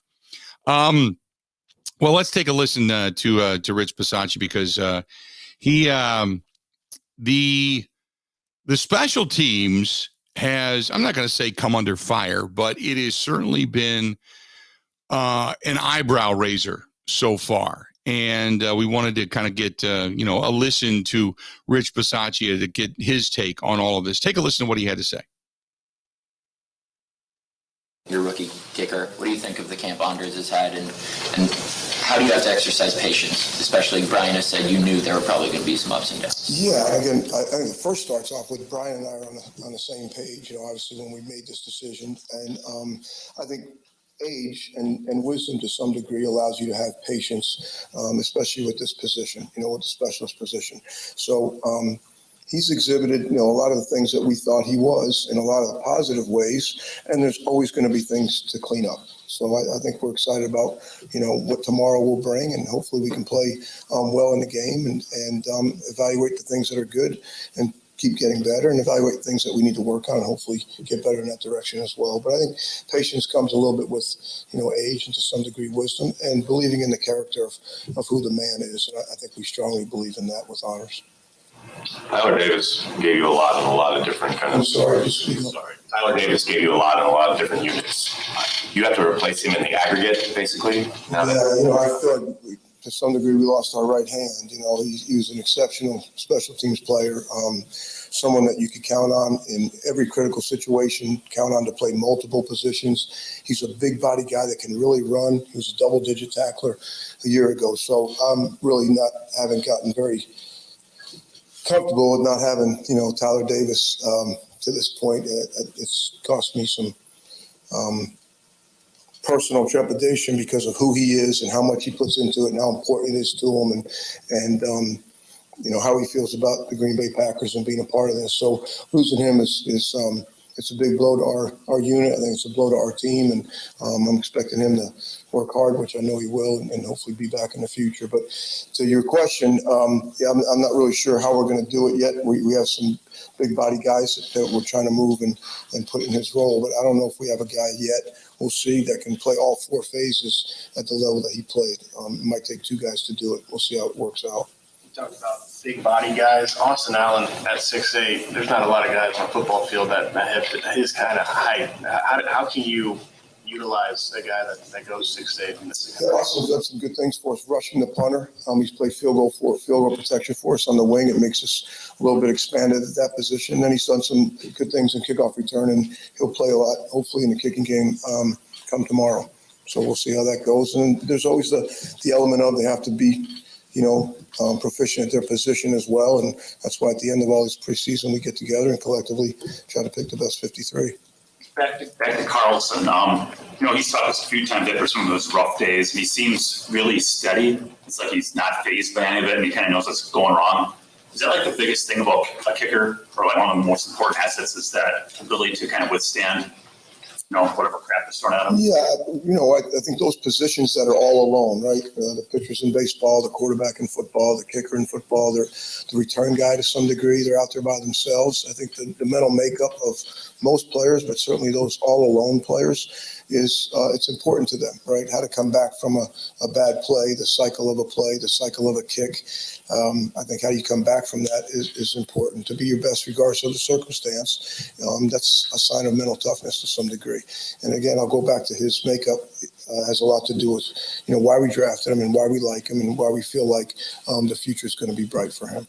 Rich, did his brother, who's with the Raiders, and your experience with him, does that play into some of what's going on right now? Yeah, I think so. I think along with other kickers that I've had, I've been through the ups and downs with Martin Gramatica and the ups and downs with Dan Bailey and Nate Keating and Nick Novak. And, if you want to talk about, Daniel came in after he had the trouble in Minnesota, took 2 weeks, and then we got him with the Raiders, and he had the most prolific year as a rookie. I think it was 94% or 92%. The next year, I think we were in the 70s. Wasn't a very good year, but again, stayed patient, corrected some things, and then he's gone on to consistently play well. So I think it's, again, part of the position to some degree to have a sense of patience if you feel like the mechanics are all there and the mental makeup is there to keep improving. And I think that's where we are right now with Honors. What barometer do you use? I don't know if it's different for a kicker compared to another position, but what barometer do you use to know when it's time to give that patience and when it's time to move on? How do you judge? I'm just really concentrating on where we're at. I'm not really thinking about what's going to happen too far down the road. I just think we're trying to get a little bit better today, and then certainly we'll see what happens in the game tomorrow. So I don't think we've really talked about what's going to happen 6 weeks from now. We're trying to deal with practice today and the game that's coming up. We know what you have in Pat. What are you proud of Whalen so far? Yeah, we think it's been a really good competition, between the both of them. They both have their strengths, and it's for Whalen, it's new. Obviously his football awareness is increasing all the time. But he's had some good days, and he's had some days where he didn't get the hang, I think, that he quite expects. And so I think we'll look forward to how he plays here in the next 2 games. I thought he had a good series the other day in New England practice, and we didn't really get a chance to finish pass yesterday. So I think it's been a good competition. I think he's learning a lot from being around Pat, and I think his holding has gotten better as well by getting the repetitions that he's getting in practice. Rich, do you anticipate doing kickoffs with him again? We do. We anticipate using them both in the game. With Tariq Carpenter, he was telling us a story a little while ago about how you visited him during the offseason. Do you do that frequently with guys? If not, why did you go visit him? Why was it important to you to go see him? It's been done around the league with many different coaches and many different places. But I think for us here organizationally, we have investment in Tyreek and who he is and the player we think he can become, especially as a team's player. So I just wanted to get to know about him a little bit. I wanted to see what his routine was going to be in the offseason for his workouts and how he can improve nutritionally, how he can improve with his physical conditioning, and just, for my personal feeling, get a beat for who he is a little bit to see if I could help him improve and help us all put him certainly on a path to have some success. So I don't think it's that uncommon. I was going to a pro day at Auburn the next day, so I just kind of went out a day early and had a chance to spend some time with him and get a bite to eat and have a chance to visit with him a little bit, get to know a little bit more about him. He was really successful for you, like the last 6 games or whatever it was last year for you. Where'd you learn during that trip? I think he was successful for us, first of all. And, on the trip, I got a chance to see kind of where he came from and how his routine was in the off season and how we could maybe help him correct that a little bit with his workouts and his nutrition and some of those things. So we're a big fan of his, all of us, I think. Certainly his skills play to the point of being a tremendous coverage player. I think we're trying to all get him going in the right direction defensively as well to find some things that he can do to help us win. So, what do you think Jaden Reed can bring you on teams? I'm sorry, say it again. What do you think Jaden Reed can bring you on teams? Well, certainly he has return value, for us in the kicking game. We thought he was really good at it coming out of college, and he hasn't disappointed to this point for us in the game. Now, we kind of directed him a little bit to work fair catches in last week's game, but he certainly can do both. He certainly made an impact offensively for us a little bit here early, and we'll expect him to have a chance to be a return guy for us as well. Does it help having a guy like Keyshawn to learn from for him?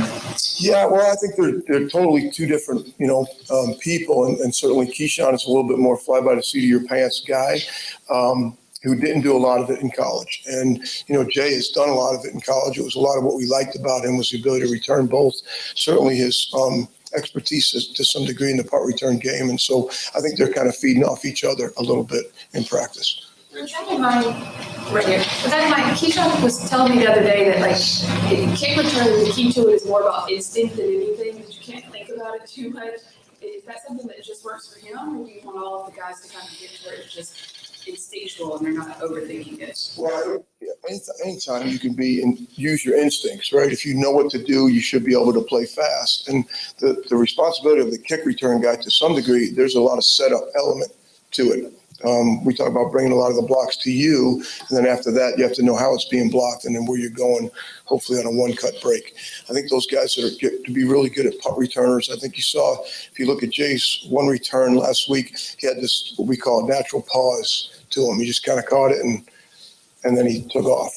And I think Keyshawn's starting to get a little bit more of that. Whereas in the kick return game, Keyshawn can get it and go and then make the one break after that. I think punt return's a little bit different. You want to have a little bit more patience there to kind of set up the return. So, again, if that's how Keyshawn feels, I'm good with it, So I like him playing with his instincts. Rich, it seems like Keyshawn's in line for maybe a bigger role on defense this year. How much does that affect you on special teams? Yeah, good question. I think for a couple guys, right, that we've had that were special teams contributors a year ago, I think if they become the starter or if they get into the 45 to 50 play range on defense or on offense, we can manage that. A lot of times those starters end up playing on two phases for us and helping us there. Depends on whether you're on the offensive unit or a defensive unit, which units we'll try to use you on. But I think we're kind of waiting to see what the role for some of these guys are going to be on their offensive or defensive unit, and then we'll figure out where and when we can play them in the kicking game to help us. Hey, Rich, you've coached in this league a really long time, so you've seen how preseason once was probably early in your career versus now. You guys have a lot of young guys. Goody was just talking to us about the importance of getting those guys playing time despite the risks of preseason. How have you kind of seen the change between weighing risk versus reward of playing guys in the preseason, but also needing to be careful and not wanting to lose them in games that don't come? Yeah, another good question. Obviously, and we've had lots of conversations about it, and I think sometimes you decide, are you going to, play to your fears or play to your hopes, and those sort of things. I think the one thing we do here is when we're in pads, we have pretty physical practices, and we have a chance to evaluate them that way as well. And I think, you can talk to Coach LaFleur about his thoughts on some of the offensive and defensive things. But for us, if there's some guys I kind of know what they can do, I'm trying to figure out what their responsibilities in the particular game are going to be on defense or offense, how much they're going to play to how much we're going to play them. But I think Brian is right. The young guys need to play in a game to feel the speed of a kickoff or a kickoff return and how fast they're going to come now on the punt rush and some of those things. So it is a risk-reward type business, whether you're playing 4 preseason games or 3 preseason games. I think the one thing that's helped us maybe in the league is we haven't had a lot of back-to-back full padded practices like we used to, and then still play a preseason game. So, I think we're having constant conversation about how long some of these guys are going to play, especially now coming off of the 2-day practice. Regarding the skirmishes yesterday,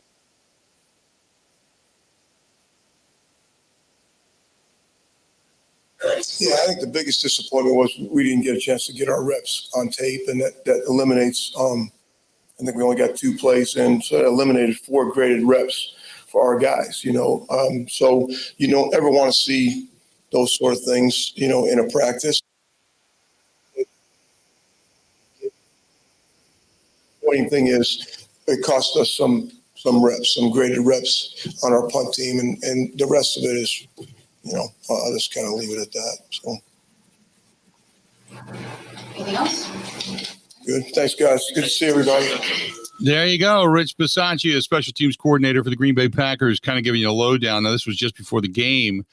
So since then, Keyshawn Nixon, obviously a little bit nicked up, and he's got some things to take a look at. But some interesting stuff coming out of Rich Bisaccia and the way that he kind of thinks when it comes to the makeup of a special teams player. So he's lost Tyler Davis. He's for the while anyway. We're going to have to wait and see what happens with Keyshawn Nixon. But yeah, there's some things there that need to be addressed, obviously. So some good stuff coming from Rich. Let's do this. We're going to step out. We'll take a quick break. We'll come back and then we'll kind of go from there. So let's do this. We got a lot to get to, a lot of stuff to talk about coming up about an hour from now. Kevin Harlan is going to be joining us. The final hour of the program today is going to be Mike Clemens, kind of putting his wrap on what he witnessed on Saturday as well. Stay tuned. Whole lot more of the Bill Michaels Show. It's coming up, and it's coming up right after this. Covering Wisconsin sports like a blanket. This is the Bill Michaels Show on the Wisconsin Sports Zone Radio Network.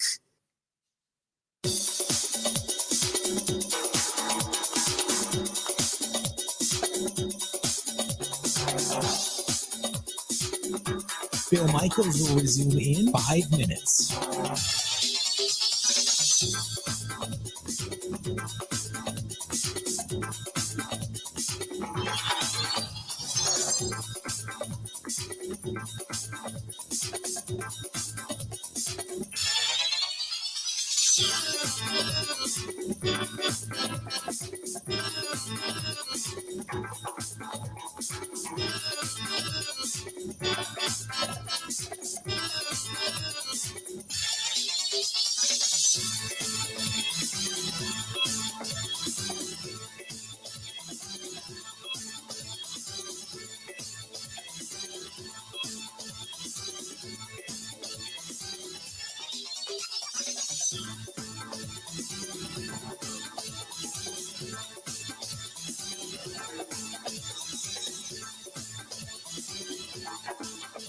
Bill Michaels will resume in 4 minutes.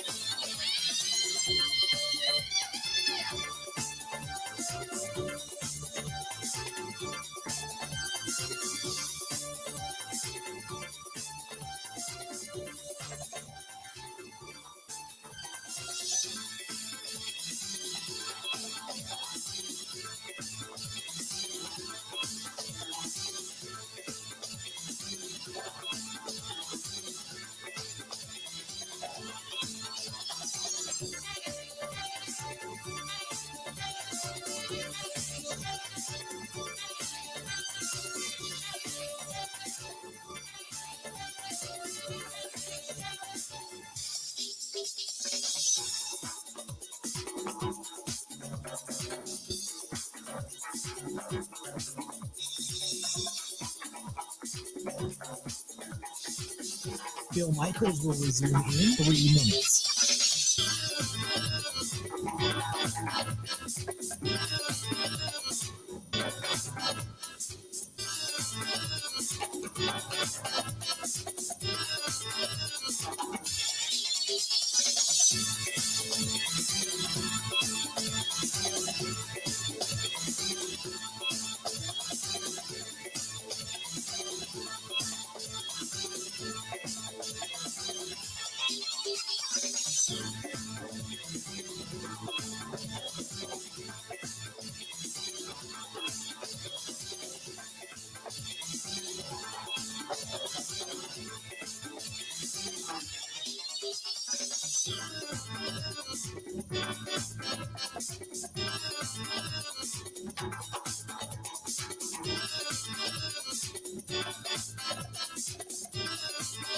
Bill Michaels will resume in 2 minutes.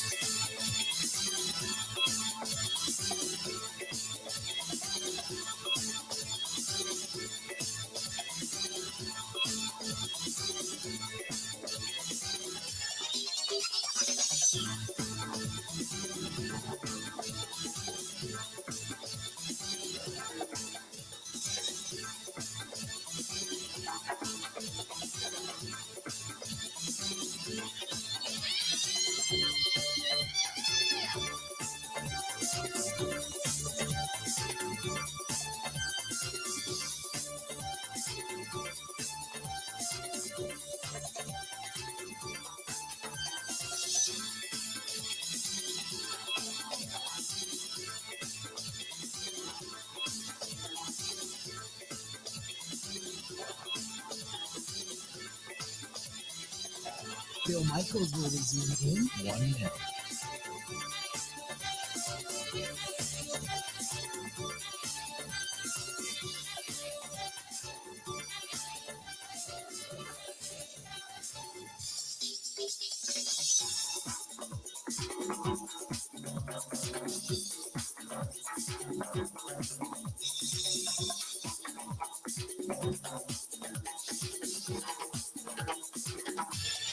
Bill Michaels will resume in 30 seconds.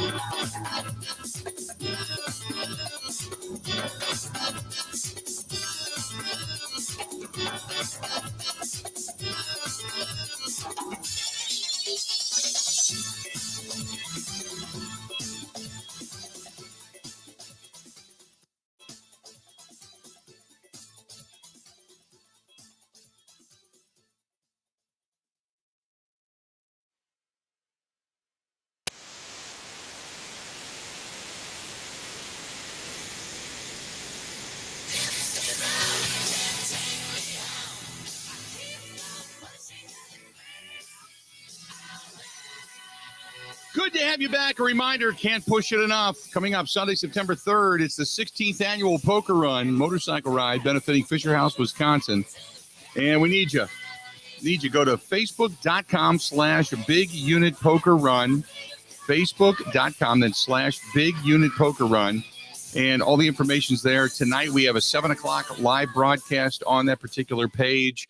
And I'm going to announce a lot of the stuff that's going to be going on. So please, if you can make it, whether you ride a Harley, a Honda, Kawasaki, Boss Hoss, whatever it happens to be, please come out and join us coming up on Sunday, September 3rd. We can't do this without you. So please, it benefits military members, veterans, their families. It benefits Fisher House, Wisconsin, which takes care of those families.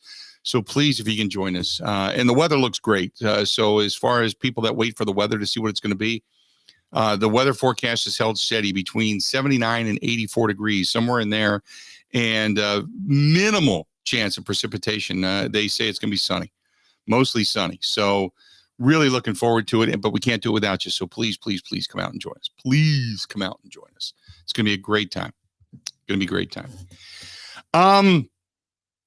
So there was a pass to Romeo Doubs in the early on in the game. And this one comes to us from Thomas. Thomas says, hey, Unit, some of the passes that you had mentioned from Jordan Love, albeit incomplete, looked really good.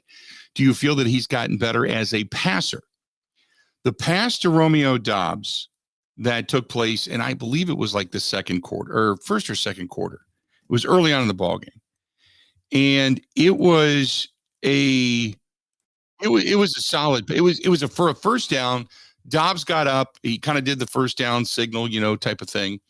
But it was a pass to the backside of Dobbs. He was down the middle of the field to the backside of Romeo Doubs. And Dobbs snagged it out of the air.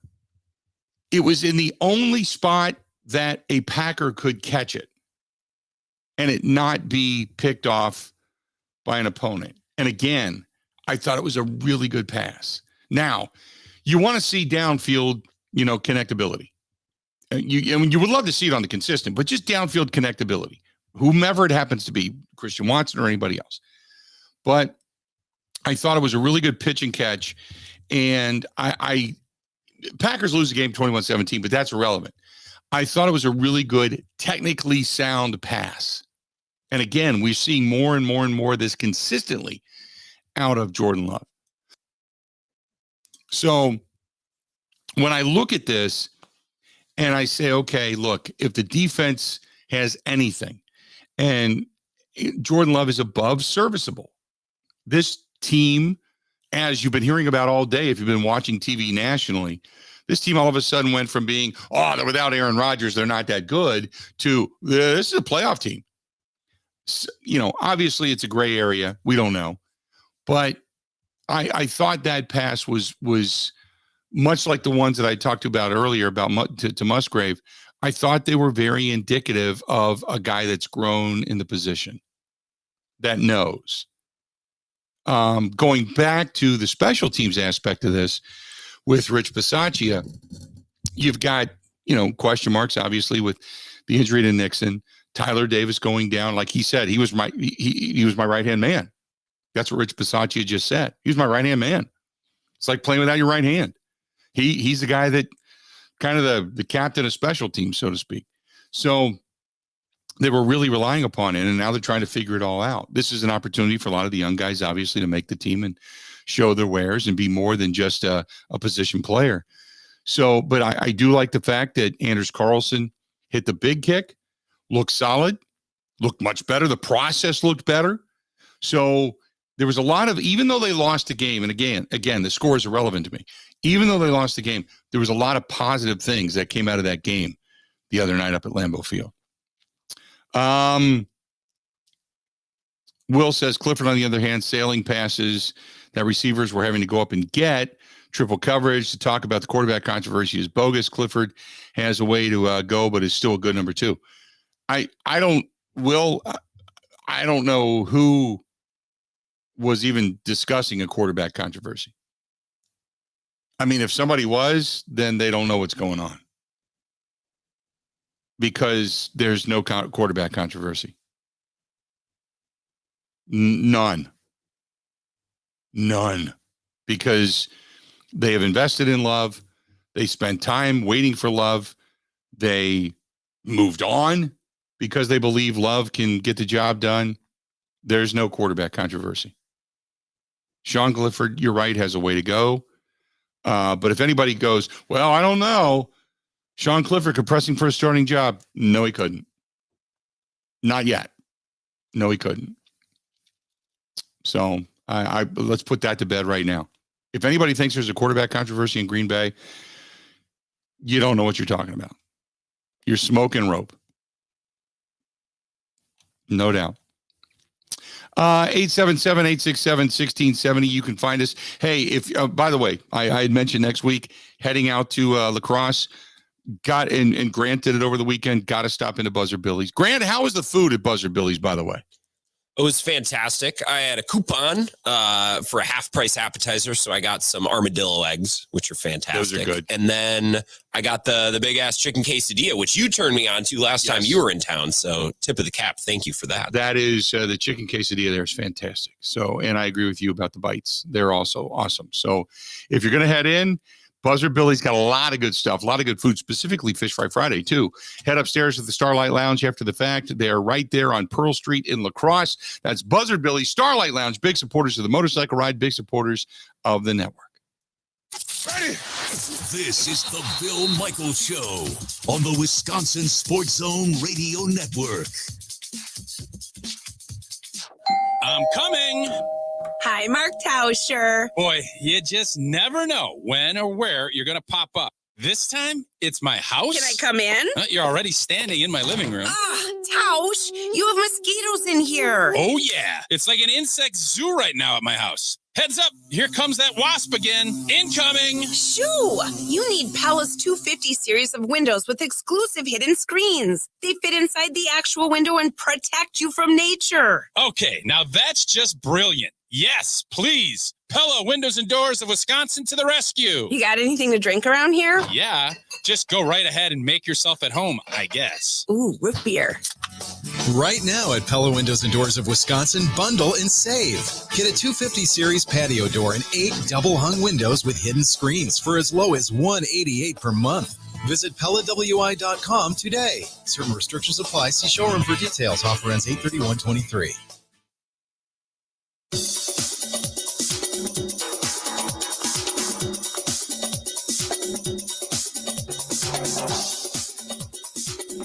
Bill Michaels will resume in 3 minutes.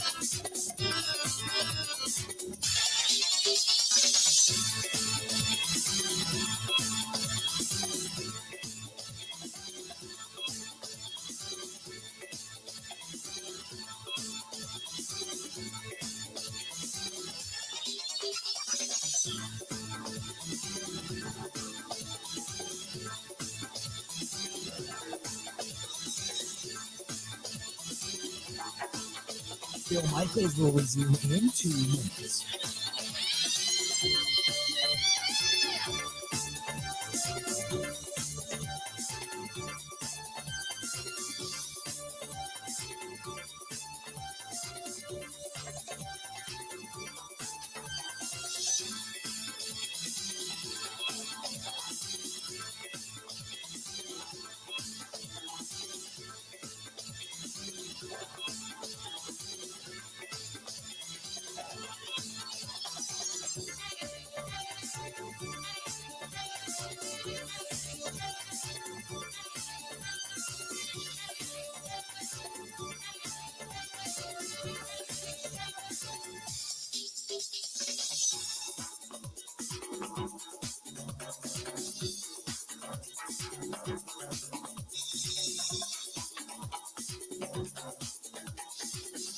Bill Michaels will resume in 1 minute.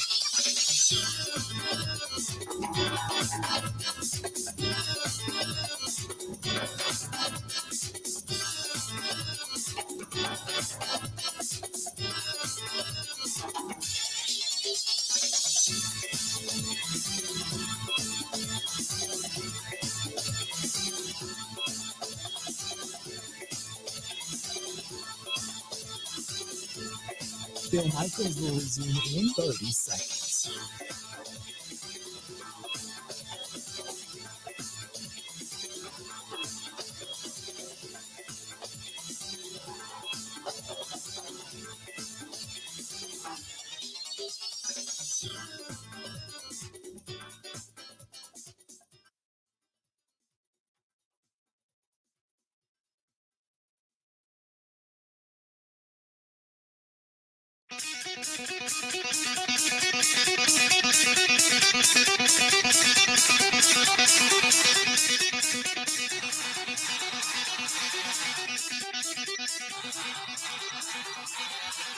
We have got one hell of a package for, that sounded kind of weird, didn't it?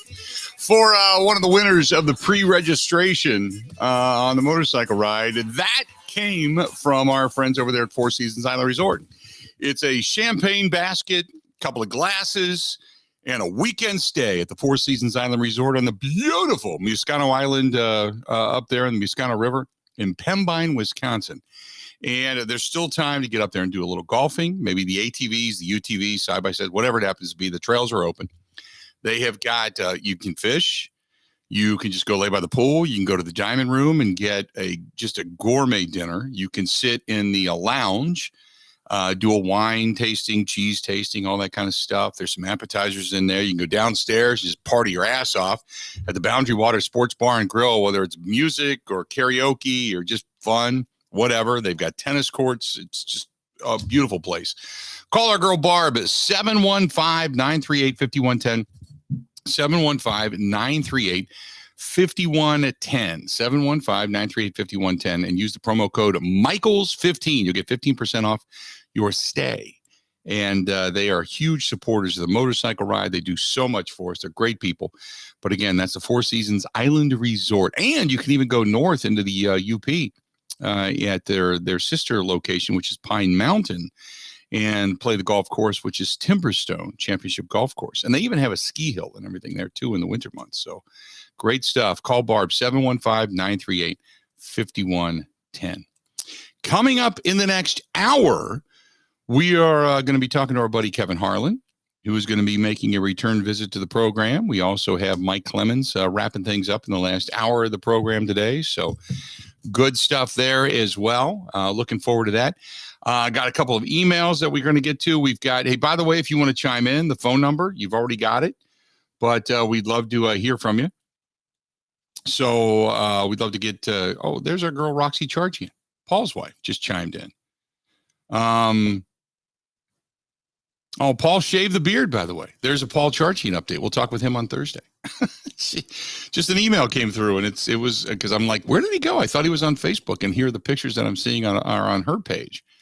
But Paul Charchian is going to be joining us coming up on Thursday. So looking forward to that, to talk some fantasy football. We got a full week this week.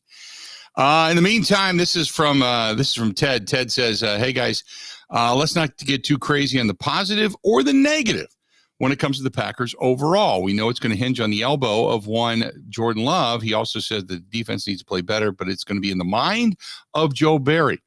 How much guys will resent him if they don't get unleashed on the opponent." Yeah, it's, I hate to use the Matt LaFleur, it's a fluid situation, but it's a fluid situation. You're right. Let's not get too crazy. Don't get too crazy. JP says Jordan Love looked great. They were at the game, him and his wife, kids. Got a picture that he sent with his email. Said fun time. Jordan Love looked great. I know the word great is used a lot. And then he's got in parentheses, as you said early. But he looked great. That's from JP. JP, you the man. 2 hours down, 2 hours yet to go. Whole lot more of the Bill Michaels Show on this Monday. Taking your reaction to what you saw on Saturday night. I'll tell you this. Nationally, they're slobbering all over the guy. They love him. They love love. They love love to love of love. More of the Bill Michaels Show next.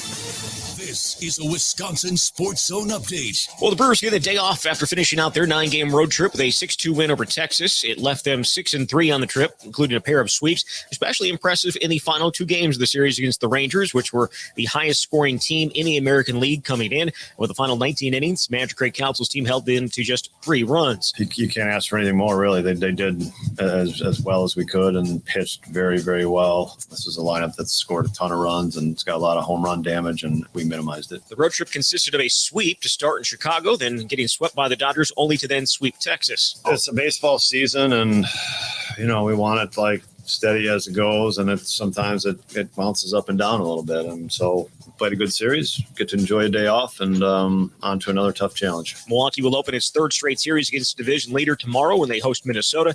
As it stands, the Crew owns a 3-game lead on Chicago, 4 games on Cincinnati for first place in the NL Central. Mutual Insurance, keeping Wisconsin strong. You may know Rural Mutual Insurance as the #1 farm insurer, but did you know they also offer competitive home, auto, business, and life insurance? They make it convenient to bundle your insurance while saving you time and money. Visit ruralmutual.com to learn more. Rural Mutual Insurance, keeping Wisconsin strong. Well, the Packers are back to work as they get set for the preseason finale on Saturday against Seattle. Despite a lot of good work in the first 2 games, quarterback Jordan Love is expected to play. Coach Matt LaFleur said yesterday the reps for a young player like Love are just too important to give up. We're just a little more than a week away from cutdown day, with teams have to get 53 players. That'll be next Tuesday. And the Badgers back at practice today. They open the season a week from Saturday against Buffalo. With this Wisconsin Sports Zone Network update, I'm Zach Heil, Print.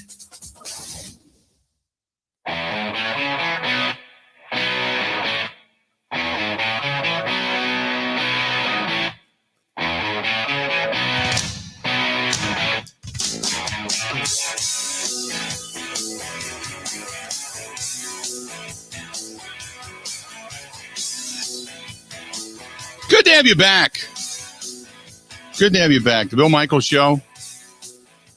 We continue on. You just heard there at the top of the hour. If you get it, our own Zach Heilprin saying that Jordan Love is going to play against Seattle. It looks like, he played 5 drives so far this preseason, 2 against the Cincinnati Bengals, 3 against the Patriots. And in both games, he was pulled after, a touchdown drive. And there's 1 game left. And Matt LaFleur says, yeah, baby, yeah. He is going to play. He's going to be on the field. And I don't blame him. Now probably not going to play a lot. But, as Matt LaFleur said, sometimes you got to throw caution to the wind a little bit. And I know he's sore today, in particular from a late hit. But with a week that features a noon game following a 7:00 game, LaFleur wants to see his young quarterback navigate a few different agendas, he said. So Love playing will, of course, affect the backup quarterback status, Sean Clifford, Alex Magoo. And LaFleur said if the game against the Patriots had continued, they were going to put Alex Magoo in there. Magoo received 4 drives against Cincinnati, but that was it. This week is a week of simulation of noon kickoffs. So because it's weird, it's a noon kickoff next Saturday at Lambeau Field. So this means that Sunday is like a Monday and so on. So the Packers are going to practice their normal in-season times on Tuesday, Wednesday, and then Thursday. So Packers off today, you get some study and such in, and then you get at it. And after 2 weeks of the joint practices, Matt LaFleur said it was never a consideration to host the Seahawks for a joint practice. He said this week it's just about us, and then after the week in which there was, quite a few fights at the joint practices and such, the one thing that Matt LaFleur did talk about is that he likes the fire that the team has, that they not going to take any guff. They got each other's back, so he liked that. It's not great. It's not productive. If you're wasting time that you would normally have to, work on other things or run additional plays when you got to separate teams and give guys speeches, that's not productive. But you do like the fire and like the backup and such that those guys have. And, after the, you got numerous guys like Zach Tom immediately took over Love's standoff against, Roberts the other night against the lineman Sam Roberts when he kind of gave him that late pop.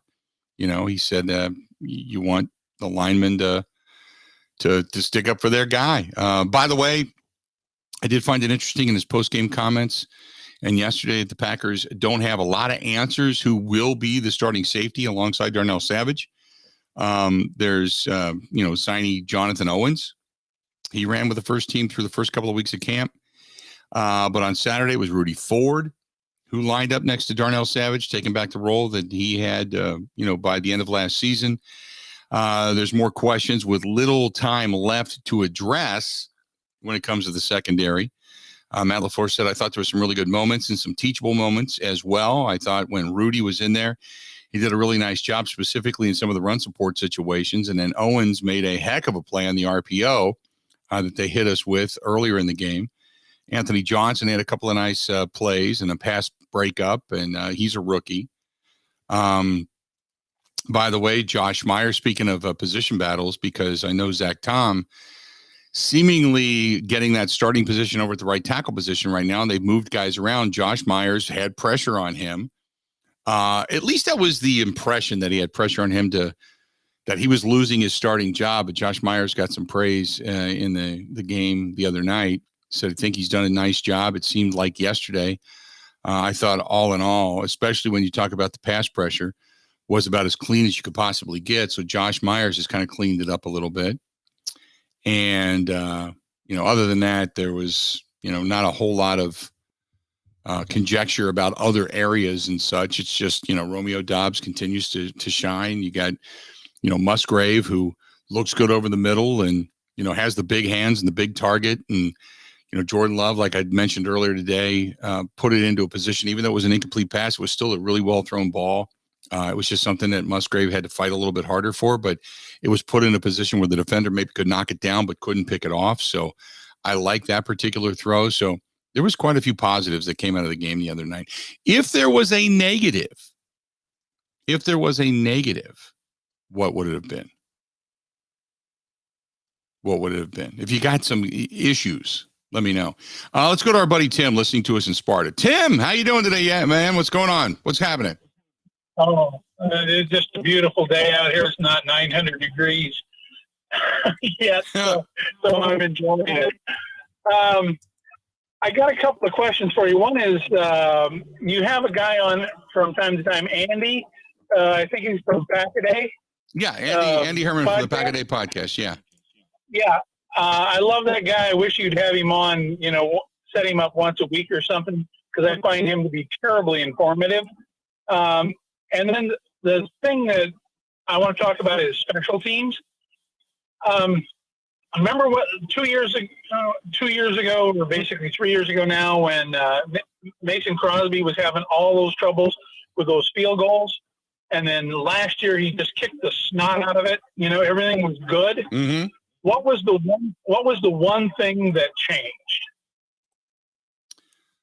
The one thing that changed for Mason Crosby? Yeah. Was the process. It was the fact that they changed holders and such. I mean, that they got it. They got it right. Yeah. Yeah, they got rid of Bojorquez, and they brought in because Bojorquez and O'Connell, I think, are basically interchangeable as far as distances and whatnot. But it was the holding of the football. It's one of the things that I always look at, because I used to be a kicker way, way, way, way back in the day in high school. And depending on who was holding that ball, and it doesn't take much. You're either then able to hit the field goal, or you look like a fool, one of the two. And if you watched, Donald last year to hold that ball, there were a number of high snaps, low snaps, snaps over to one side or the other that he was able to rescue and set up perfectly. So I think that that's something that you also have to look at with the new kicker is this guy getting good holds, or are they just off? Because especially with a young kicker, he's not going to be able to adjust. Right. No, I would agree with that. I mean, when you have a process that is not right, and the threads are just off, or the snap is a second slow, or, they even look at spin rate of snaps and how quick it takes not only the holder to get it down, but then to get the laces correct, and then the tilt of the ball correct. I mean, because Mason Crosby had a way he liked it held. And now you've got a whole new process. Now, I agree. It's not something you just kind of throw out the window right away. I 100% agree with that. But also when you only have so much time, and Matt LaFleur made that clear. And maybe that was something that expedited via Rich Bisaccia or Anders Carlson, whatever happened. He looked really good the other night, and all of a sudden the process looked a lot smoother.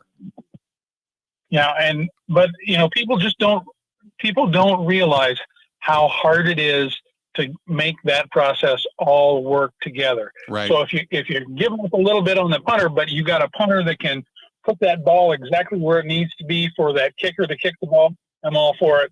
And then the last thing that I have is, I would love it if every now and then when Mike is on, that you open up the phone lines for him, so that we fans can ask some question that is burning in our minds. Mm-hmm. Otherwise, love your show, and that. So you have a great rest of your day. All right, bud. Appreciate it. He drops off. You get on board 877-867-1670. 877-867-1670. Coming up at the bottom of the hour, we have got our guy Kevin Harlan is going to be joining us coming up here in just a little bit. So we're looking forward to hearing from him as well. And I asked for some of the negatives. What did you think did not look good? Lucas Van Ness, again, as some were commenting, said looked a little bit stiff. Van Ness showed better against the run than others, and he's not finishing the rushes. So he did look better. Again, pad level was good. He wasn't as upright, which I thought was good. So Lucas Van Ness did not look. He looked like he was a little more comfortable. That's the best way to put it. I don't want to say that he got more physical or got better. He just looked more comfortable. That was it. He just looked more comfortable. So Lucas Van Ness. But here's the thing. Van Ness is a project. Yes, he's a first-round draft choice. But he's got the luxury of being behind Rajon Gary and Engbare and being able to, and Preston Smith, and being able to watch all these guys and what they do and how they go about their business. And he's not rushed into, a starting role. And he's not rushed into a starting role with the burden of productivity being around his neck right away. He's got some time, but it just takes time. When you have that moniker of first-round draft choice, everybody expects you to be dynamite right away. Dynamite. It just takes a little time. Got to learn moves. Got to have speed. Got to learn footwork, quickness, all that kind of stuff. It just takes a little time. And he looks the part, you know? He looks the part. You just got to give him a little bit. Got to give him a little breathing room. No doubt.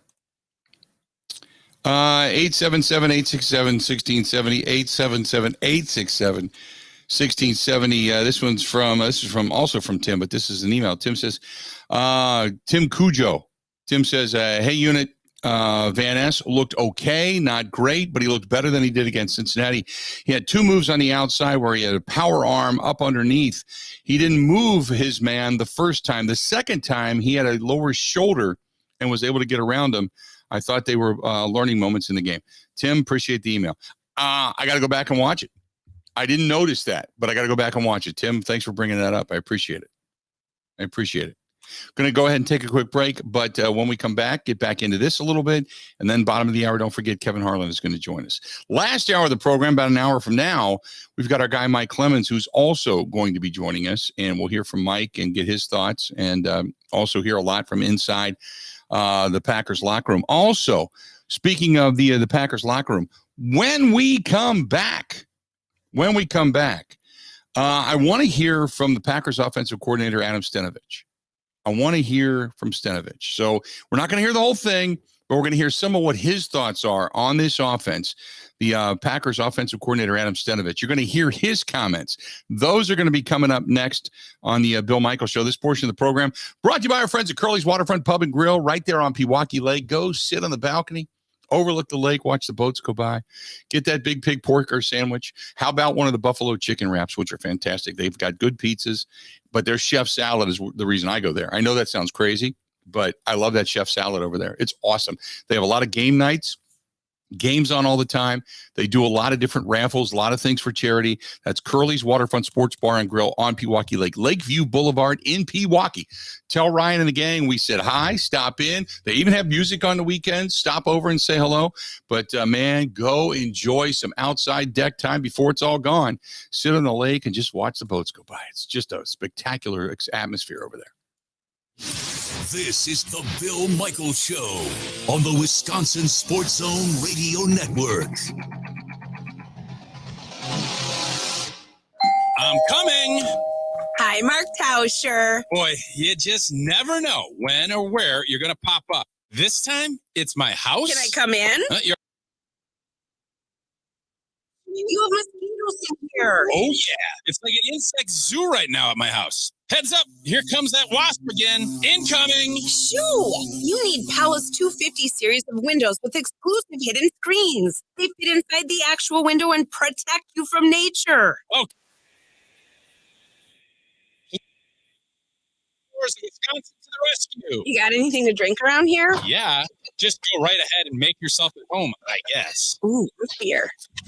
Right now at Pella Windows and Doors of Wisconsin, bundle and save. Get a 250 series patio door and 8 double-hung windows with hidden screens for as low as $188 per month. Visit PellaWI.com today. Some restrictions apply. See showroom for details. Offer ends 8/31/23.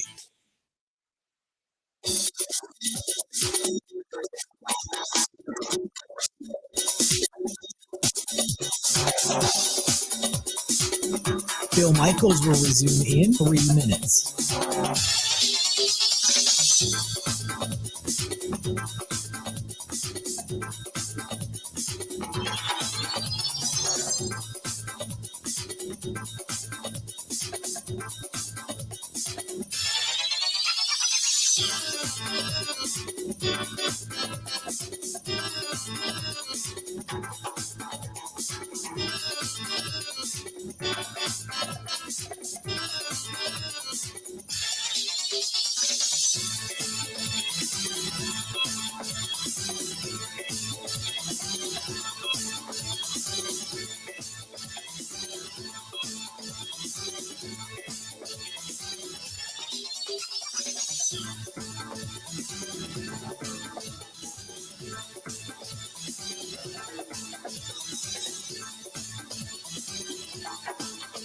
Bill Michaels will resume in 2 minutes.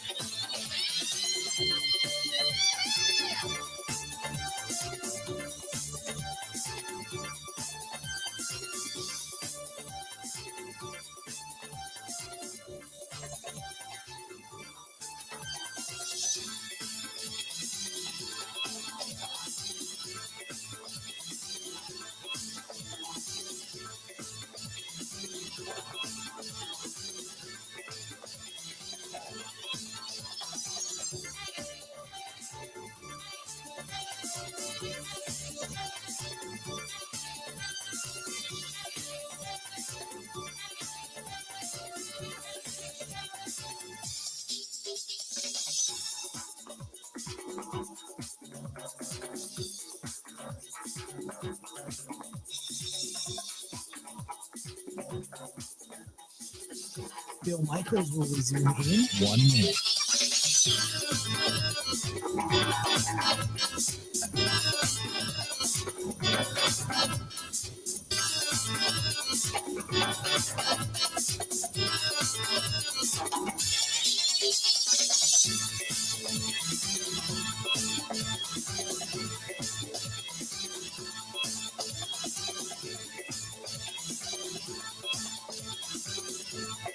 Bill Michaels will resume in 30 seconds.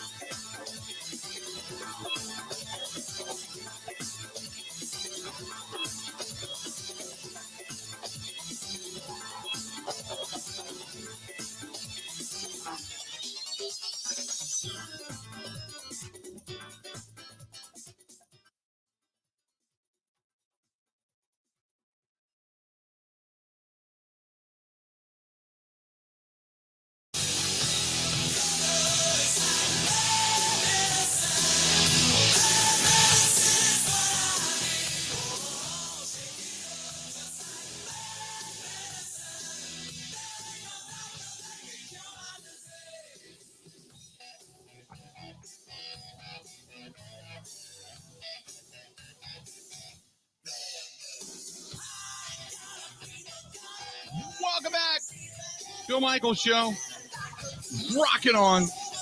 Coming up at the bottom of the hour, Kevin Harlan's going to be joining us. Looking forward to chatting with him a little bit. In the meantime, Adam Stenavich, the offensive coordinator for the Green Bay Packers, at the podium the other day, and take a listen to what he thinks regarding the offense and where they're at and how they're doing. You kind of started working Zach there. How do you think Josh has responded since then? I think he's responded pretty well. He's had some pretty solid practices. Still some things to work through, but he's doing a good job. Goody said that Jordan's going to play tomorrow, or seemed to strongly suggested Jordan is going to play tomorrow. What are you looking to see out of him? Yeah, same thing. Command of the offense, doing a great job in and out of the huddle, and then just reading his progressions, taking what the defense gives you. So what did you think of how your offense functioned yesterday, especially in the joint practices, and what can you take from some of maybe the less than ideal moments? Yeah, after when I went back and watched it, there was a lot of really cool teaching things from that practice. Situationally, just schematically, from what the defense presented us, we had a lot of good looks in the red zone of some different things that they do that our defense doesn't do. So there's a lot of good teaching things there. Obviously, all the fights and things like that. That's just something we got to make sure we maintain our poise. So yeah, a lot of good stuff came out of that, and I think it'll help us in the long run. Coach, at one point during the 2 minute yesterday, you were talking about command of the offense. There was a slot blitz essentially, and Jordan hit Aaron Jones out of the flat, kind of right where the guy is vacated. Is that the sign of a guy who has pretty good command of the offense, knowing exactly? Yeah, that's the things, when you see a quarterback making those decisions, know where your problems are and knowing how to take advantage of it. That's exactly what you want to see from your quarterback for sure. One kind of silver lining the players were telling us yesterday about the skirmishes was they really back each other and show each other that they supported. I know Tucker Kraft said, hey, I would go to bat for anyone here. Have you seen that as a unit, this young offense really coming together? Yeah, I definitely have. We got a really tight group, and guys have each other's backs, which is really cool to see. And were you ever in a fight? Oh yeah. Yourself. I've been involved in a few of those. Yeah. Those hardly ever happen, though, right? Other than the joint practice, like Yeah. for 100 mat. Yeah. Now you don't see it as much as you used to, obviously. But that's the one thing, we were talking about that the other day. Like, we had them in Cincinnati, and fortunately, the first day there wasn't anything. But then when you come back a second day, there's usually something that arises from somebody. So I'm just glad we worked through it, and obviously we can learn from all that stuff. So you guys often seem to have, some success the first day, and then had some ups and downs the second day. Is having a little success and maybe facing adversity, is that benefits of both for you guys? One of the things, we talk about a lot as a group is just maturity and consistency. And that's kind of the things that we have to build. Obviously, we have a lot of young guys at a lot of different positions. So it's just being a consistent player, having that mature mindset every single day to go out there and be a professional and perform. So that's one thing we got to make sure we do every day. You guys do all your installs yet? For the most part, yeah. So at what point do you guys say, okay, this is what our group is going to be good at, this is what Jordan's good at, and then tailor that for what you want to do? I think that usually happens about halfway through the season, where you're you have ideas, you keep working through it. But the hard thing is right now, we have so much competition at a lot of different areas. We still don't even know what our roster is going to look like yet. You know what I mean? So you have an idea of where you want to go, but at the end of the day, you still got to wait to see, all right, who are the guys that are on the team? Now, how can we, make our offense the best it can be? So how hard is that offensive game plan week 1 to maybe when you're still feeling that out? Yeah, it can be challenging for sure, especially when you throw in injuries and stuff like that into the mix. That's always, a challenge as far as how are we going to feature certain guys, how are we going to run the ball, what are we going to do? So that's always a challenge every week. Do you feel like Jordan's best 3 throws are this, and this? Yeah. You know that now. Yeah, you know what he's comfortable with, and then obviously things that you want him to be good at, that you want him to work on. So those are the things right now, you talk with Tom, you talk with Matt, and try and make sure he's put in those situations to expand, what he's good at. Adam, I know you're not going to rewrite the tight end responsibilities just because Musgrave got here, but you've got to be kind of having some fun, adding some new pages of the possibilities. Yeah, no, him and Tucker are doing a good job, and they both are very explosive players, but obviously Luke, he presents a lot of problems for defenses down the field, which has been pretty cool. So did you draw up the tight end jet sweep, or does somebody else get credit for that? No, I did, yeah. Just wanted to see what happened. So, yeah. So what happened was he got 3 yards? Yeah, he got a few yards. Let's see what happened. I understand that touchdown would be even better, but does that speak to just what a unicorn this guy is? Yeah, no, anytime you can get a guy and move him around and different ways, I think defenses have to be on alert for pieces of, positional players that can do stuff like that. So I don't know. We'll see how we use them as we go forward. So since you guys aren't on Hard Knocks, since we can't see this kind of thing, so you're in a meeting and you say, hey, how about we give it to Luke on a tight end jet sweep, or how, and what is the response? Can you kind of take us into that meeting? The cool thing about our staff is we're all very creative guys, and we like stuff like that. So we're always trying to just find different things to do and different ways to get the ball into our playmakers' hands and stuff like that. So everyone was pretty excited. And once we told Luke, he was pretty excited too. Even the backs were like, oh, okay, yeah, let's go. That was pretty cool. Coach, I know it's not always an ideal world up on the offensive line, and you got to move pieces around, but do you have a feel yet for what Zach Tom's best position is if he could play anywhere? Yes and no. Zach's a pretty unique guy, just like Elton, where you can move him around and he'll be pretty solid in a lot of different spots. So I should say no, because I still think that he's just got the ability to play all across the board and be a pretty solid player. How far has he come at right tackle? Obviously he played left in college. Where's he at right now? He's done a great job. Yeah, he's done a great job. And he kind of knows his strengths and weaknesses. And, you know, his size, he's not your typical right tackle where he's a big, giant dude. And so he's just got to have a different kind of play style. And I think he's doing a good job with that. Is there a reason he's gotten so many more reps there on the right side than Yosh? Is it, do you know what Yosh is, or is he the leader right now for that job? I think, yeah, we're still kind of working through that. But at the end of the day, like if David wasn't in there, that's kind of how we saw it for whatever reason at that point, you know. So it's just working forward, trying to move him to different spots. We had him at guard the other day. He's taking some center reps. So just kind of working through how we're going to get our best 5 out there. So along those lines, Dave made 5 straight All-Pro teams before he tore that ACL. Do you think he still has that consistent level of play in him? Yeah, I do. It's just us managing all that stuff, just making sure he can get out there on Sundays. But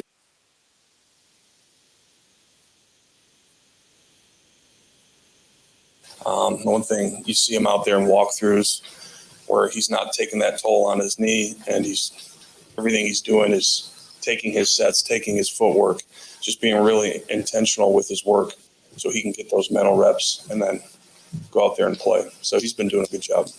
There you go. That's Adam Senovich, Packers offensive coordinator. When we come back, Kevin Harlan, you're going to hear from him coming up next on the Bill Michaels Show.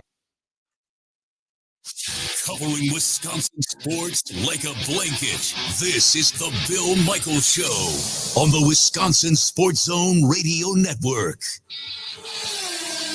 Summer's winding down, but there's still time to experience the roar and excitement of racing. Road America is running, and you don't want to miss out on this last chance to feel the rumble. Campsites are available, and public karting is open. There's something for everyone at Road America. For tickets and all the family fun information, go to roadamerica.com. That's roadamerica.com. Road America, America's national park of speed.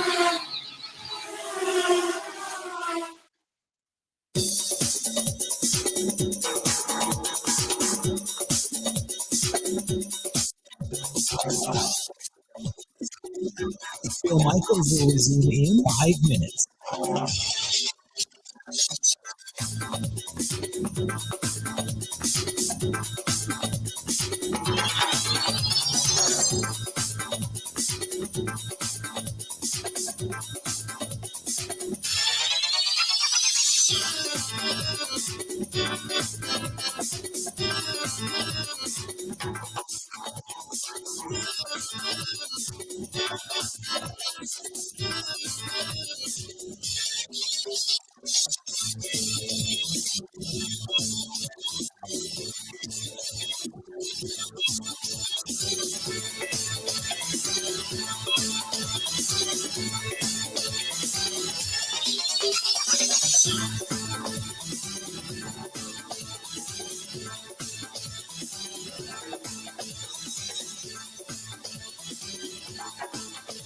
Bill Michaels will resume in 4 minutes.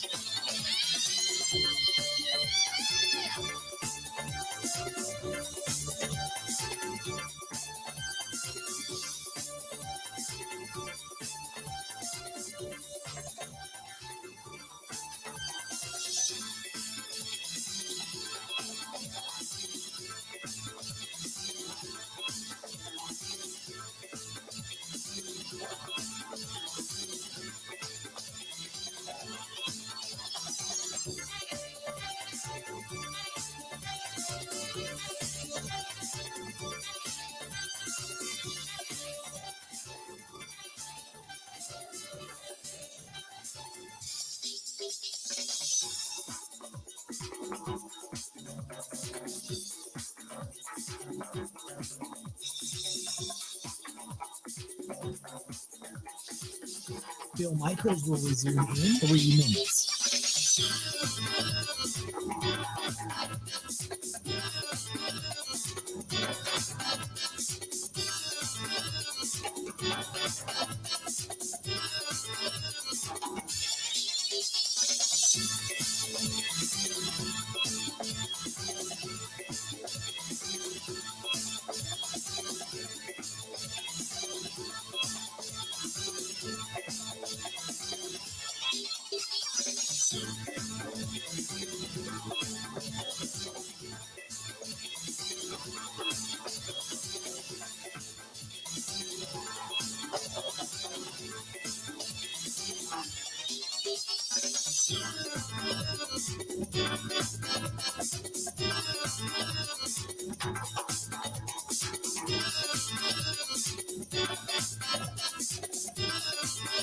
Bill Michaels will resume in 2 minutes.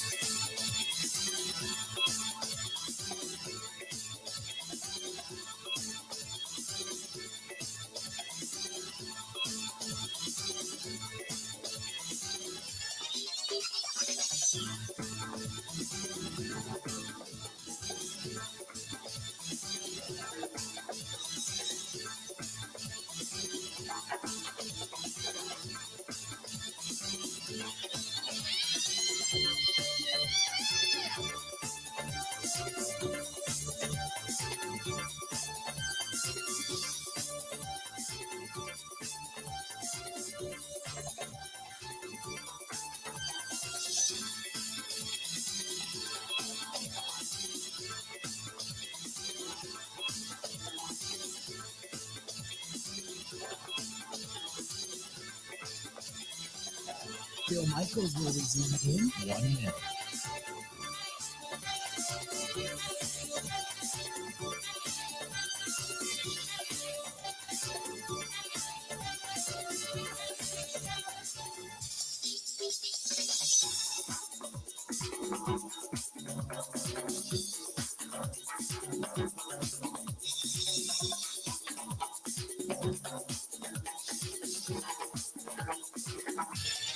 Bill Michaels will resume in 30 seconds.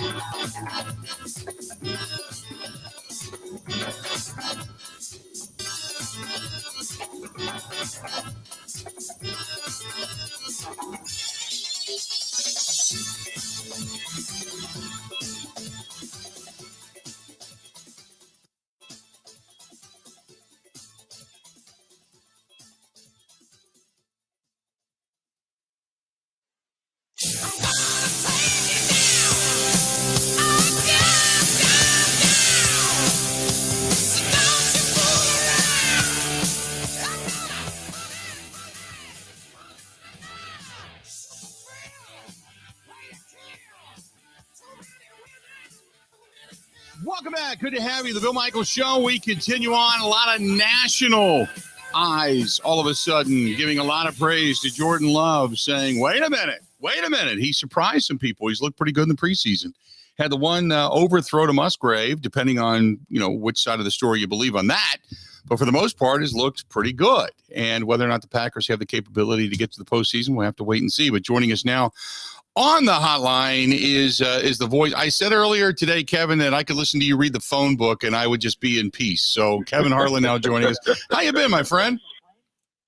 I'm doing great, Bill. Good to be on. Listen to you all the time during the summer when we're up here, and it's always great to join you. I love your guests and love your show, and it has been fun watching Jordan play this summer, hasn't it? I think a lot of the people, the writers in particular, that will watch literally every snap and throw of practice, sometimes you can get caught up in some of the minutia of just everyday work in camp. And that's what most writers are supposed to do. They're supposed to sit there and chart and watch. And that's why they're all so good and work so hard and have our respect, because they sit there and watch every snap. When you widen the lens a little bit, kind of what you're referring to and how the national media now is kind of circling around this story, they're seeing a quarterback who's incredibly calm, very collected, has a confidence about him that we've seen now in 2 straight games against 2 quality opponents, in joint practices, both in Cincinnati and in Green Bay. He has not made this any bigger than the team wants him to make it right now as a first-time starter. So I think right now everybody is feeling pretty doggone good about what they're seeing and how he has navigated these early weeks of camp and the first part of preseason. I think at this point in time, early on it was, oh my goodness, what's it like to take over? Aaron Rodgers is gone. How different is it? These guys have now all settled in. They know their roles. They know their job. They know what's going on. It's like the pressure. I don't want to say the pressure's off of Jordan Love, because it's not going to be. But I think now he doesn't. I think when he went out to his first couple of camps, had a couple of goofy throws, maybe he was feeling that, hey, I have to go out and be perfect. I have to be the next, coming, so to speak. And now he's just kind of settling into his own. Do you get that sense? I do. I think it has helped, actually, that the press has made such a deal about Aaron's first year as a starter when he went 6-10. Now, his individual numbers were good. And so individually, he really performed. But when Favre left and Aaron took over and was lustily at that family night and then, began to get his footing and became what he became, you go back, well, how did it start? And as a guy who sat back and watched Favre, much like Love, has sat back and watched Aaron, I don't know that Aaron felt a great deal of pressure. I'd like to know if he would address that now, if he would have said, yeah, you know what, whenever you're following a Hall of Famer, that's always going to be part of it. I know that Jordan probably feels some of that, but it's not been evident. He has been terrific with the press. He's been great in the community. We've seen that for 3 years.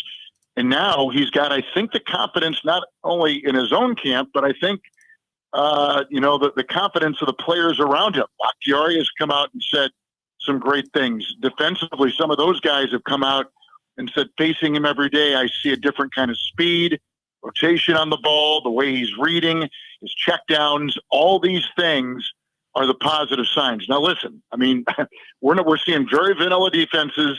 The first stringers are not out there playing against each other for a long period of time.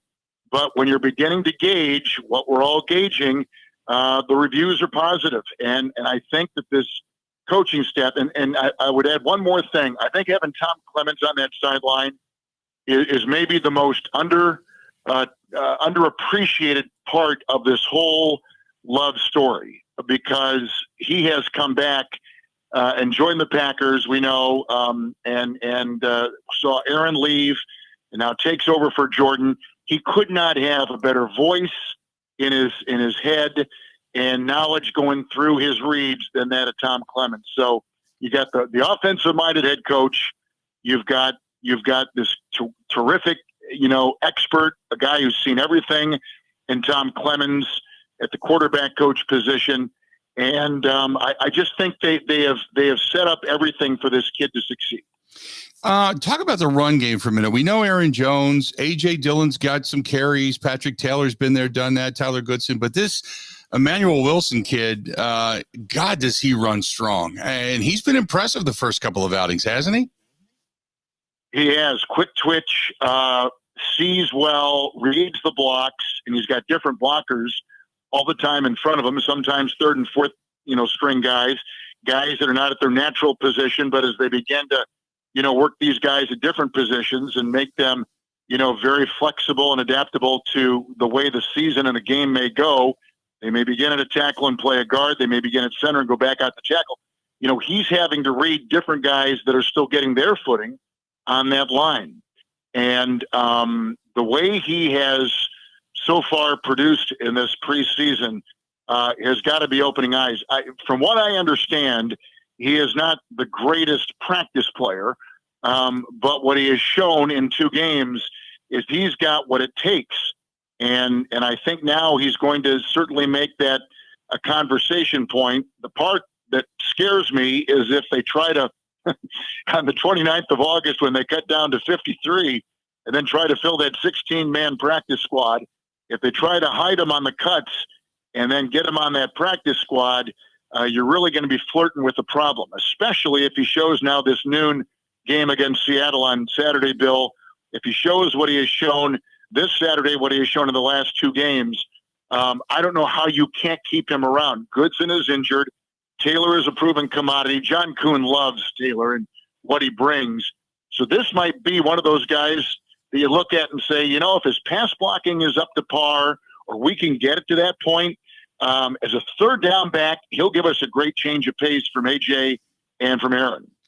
The other guy, much like Emmanuel Wilson, that's opened eyes has been Malik Heath. And Mike Clemens called me early on in camp and said, hey, you got to watch this guy.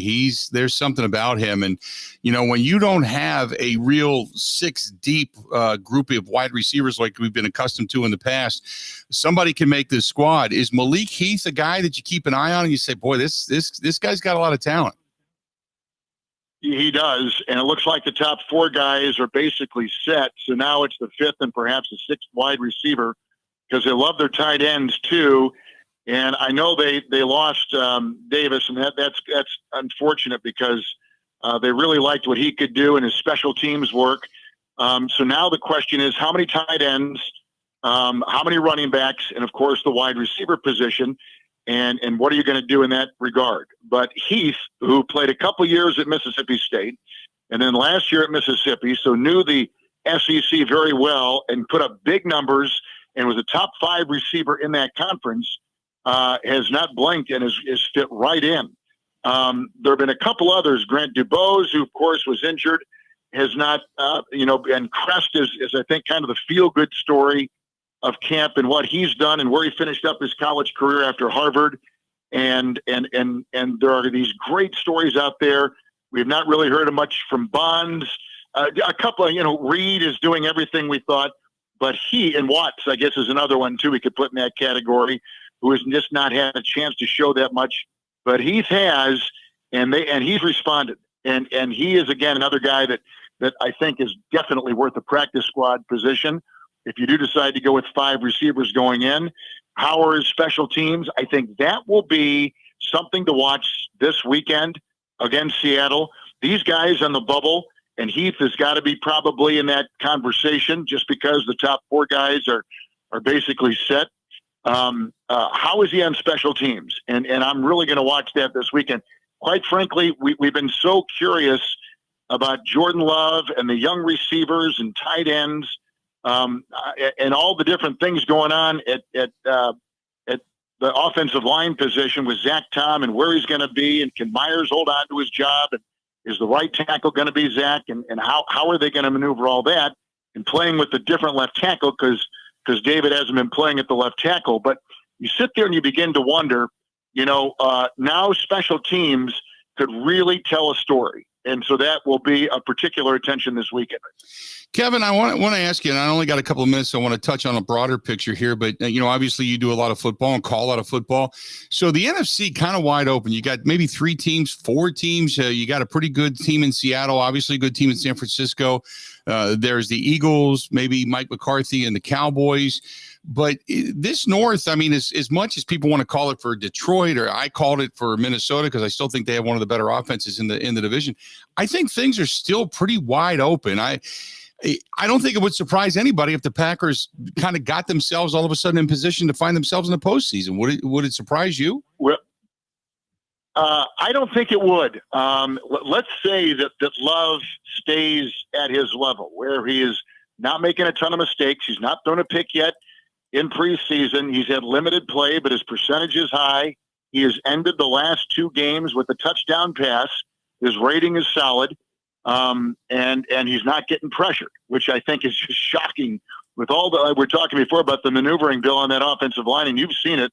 You've got a lot of guys playing different positions. They try to cross-train these guys, and we're not even seeing a Bakhtiari and very limited Jenkins at that left guard. So, and there's a lot of fluctuating going on at the right tackle. So we've got a lot of things that are not settled, but soon will be, and maybe in the minds of the coaches already are. But if everything could stay fairly, static the way they are right now and not deviate, that kind of consistency, and that's kind of how you grade these young players, consistency, and it will begin with the quarterback, I think could really play a prominent role in this division. The quarterback in Chicago, for as much of lightning in a bottle as he appears to be, they're asking a lot to do from his position, and cover a team that has not really performed all that well. Vikings, I agree with you there. Detroit seems to me to be the wild card. Are they what they were at the end of last season? Do they carry over that kind of charisma and play and unified effort going in to the game in Kansas City to open up the season on Thursday night at Arrowhead against the defending champs? If they play them well, I think the confidence picks up where it left off, and we saw it leave off at Lambeau in the season-ending game. I mean, that's the X factor in the division to me. The Vikings are solid. I think the Bears, there's almost too much optimism. And the Packers, should they stay steady, I could easily see entering the month of December right where they want to be with a young offense and getting their footing after a couple months in the season. I easily could see that, yes. Always great to talk to you, my friend. I appreciate it. I look forward to seeing you all throughout the football season too, Kevin, okay? Thank you, Bill. Always a pleasure. Take care. Thanks, pal. Talk to you soon. Kevin Harlan, listening to us up in the Door County area. Up on the mighty WMAM is where he catches the program. And then he's off and running come football season. But always great to talk to Kevin, joining us for a couple of minutes over on the hotline. Good stuff from Kevin. And we're going to step out, take a quick break. Don't forget, coming up in less than a half an hour from now, Mike Clemens is going to join us. We'll get his take on what he saw on Saturday night in the position battles that are going to kind of move forward this week. And obviously, a week from tomorrow is cutdown day. So guys are going to have, if you're on the bubble, now's your time to impress. Big time. Big time. It's needed. You got to, I hate to use the term step up, but, got to step up. Let's do this. We'll step out, take a quick break, come back. This portion of the program brought to you by our friends Gino and the gang at Calderon Club. We were down there last week and had some friends down, and just, it's always so delicious. God, it's so good. Whether it's Calderon Club for the Italian food, whether it's the meatballs, spaghetti and meatballs, the lasagna, the penne pasta, sashina, and the chicken marsala, the Bill Michaels, is just to die for. It's just so good. But San Giorgio next door, you get this San Giorgio pizza, the Bill Michaels pizza. You get many different types of those personal pizzas, which are just fantastic. Go watch them make them. It's authenticated from Napoli, Italy. Either way, you can't go wrong. Calderon Club or San Giorgio, 838 Old World 3rd Street, downtown Milwaukee. That's the place to go. And oh my God, it's so, so good. So, so good. More of the Bill Michaels Show next. Covering Wisconsin sports like a blanket. This is the Bill Michaels Show on the Wisconsin Sports Zone Radio Network. I'm coming. Hi, Mark Tauscher. Boy, you just never know when or where you're going to pop up. This time, it's my house. Can I come in? You're already standing in my living room. Tausch, you have mosquitoes in here. Oh, yeah. It's like an insect zoo right now at my house. Heads up. Here comes that wasp again. Incoming. Shoo! You need Palace 250 series of windows with exclusive hidden screens. They fit inside the actual window and protect you from nature. Okay, now that's just brilliant. Yes, please. Pella Windows and Doors of Wisconsin to the rescue. You got anything to drink around here? Yeah, just go right ahead and make yourself at home, I guess. Ooh, root beer. Right now at Pella Windows and Doors of Wisconsin, bundle and save. Get a 250 series patio door and 8 double-hung windows with hidden screens for as low as $188 per month. Visit PellaWI.com today. Certain restrictions apply. See showroom for details. Offer ends 8/31/23. Summer's winding down, but Road America is still racing. Get your tickets and family fun information at roadamerica.com. That's roadamerica.com.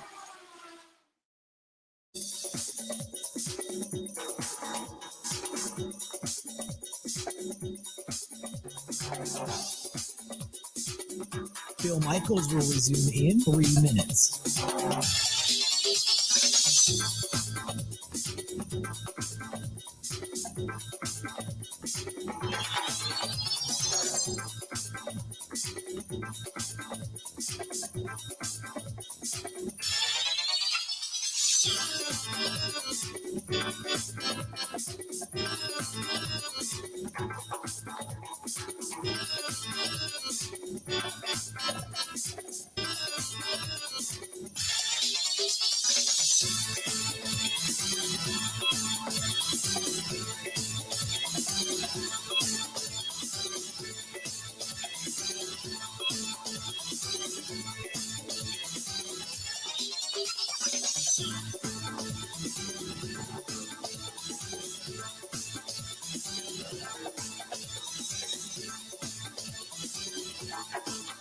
Bill Michaels will resume in 2 minutes.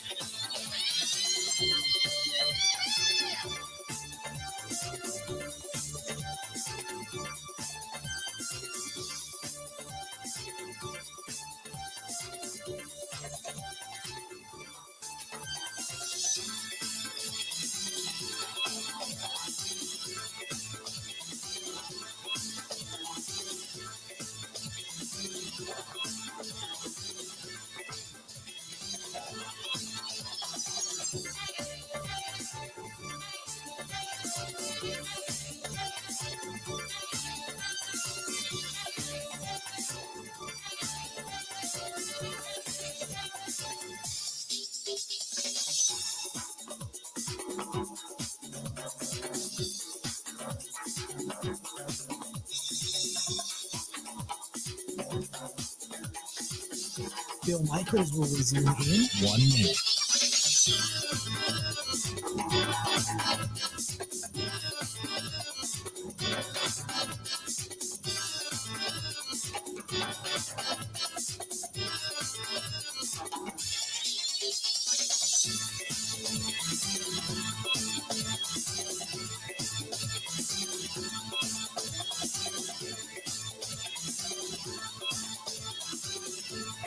Bill Michaels will resume in 30 seconds.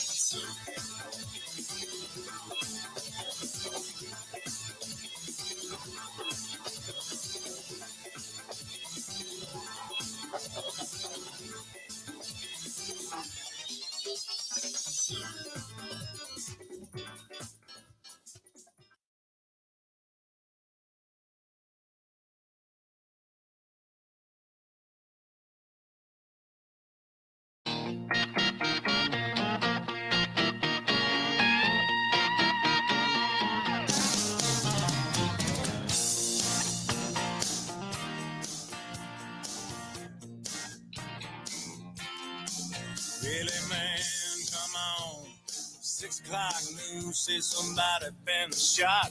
Somebody's been abused. Somebody blew up a building. Somebody stole a car. Somebody got away. Somebody didn't get too far. Yeah. Good to have you back. The Bill Michaels Show. Continuing on. Good stuff from our buddy Kevin Harlan.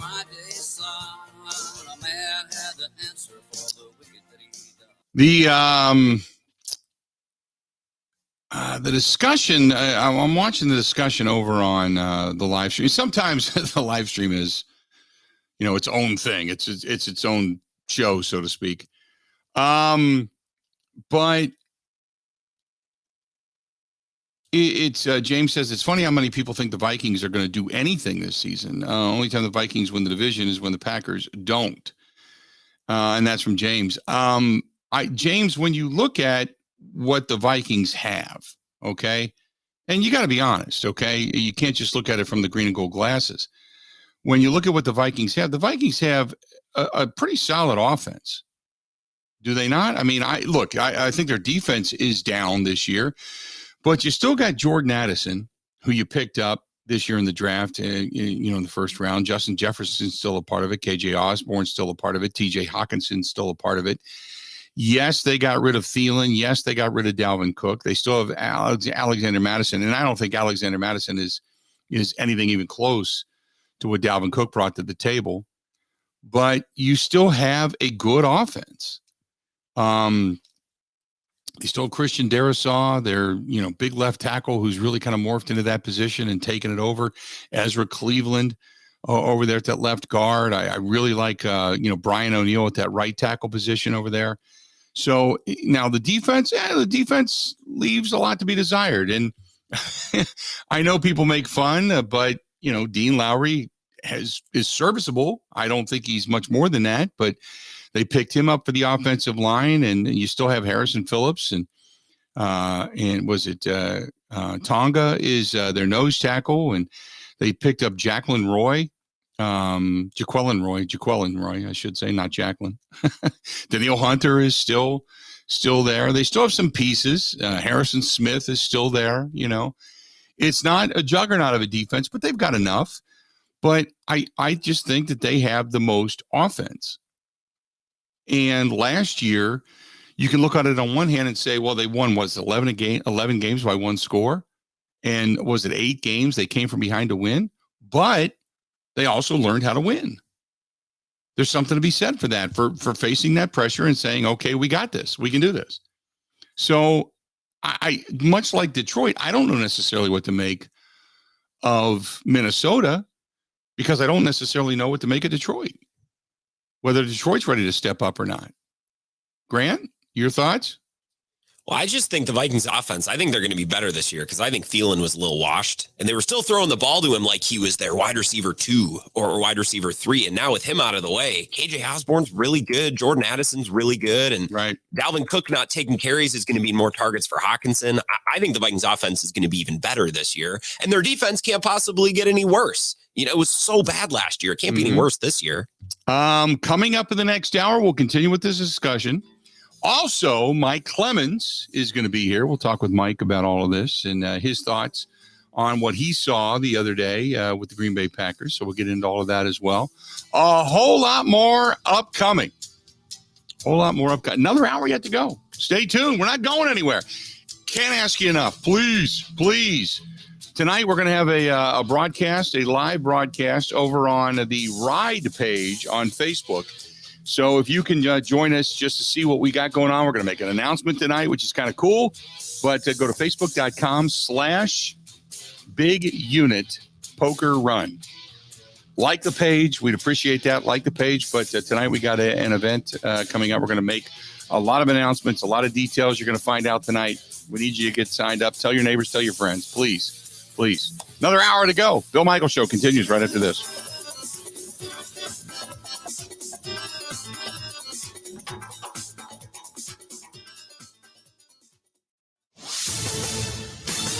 This is a Wisconsin Sports Zone update. Well, the Brewers get the day off after finishing out their 9-game road trip with a 6-2 win over Texas. It left them 6-3 on the trip, including a pair of sweeps. Especially impressive in the final 2 games of the series against the Rangers, which were the highest scoring team in the American League coming in. With the final 19 innings, Manager Craig Counsell's team held in to just 3 runs. You can't ask for anything more, really. They did as well as we could and pitched very, very well. This is a lineup that's scored a ton of runs and it's got a lot of home run damage, and we minimized it. The road trip consisted of a sweep to start in Chicago, then getting swept by the Dodgers, only to then sweep Texas. It's a baseball season, and we want it like steady as it goes, and sometimes it bounces up and down a little bit. And so we played a good series, get to enjoy a day off, and on to another tough challenge. Milwaukee will open its 3rd straight series against division leader tomorrow when they host Minnesota. As it stands, the Crew owns a 3-game lead on Chicago, 4 games on Cincinnati for first place in the NL Central.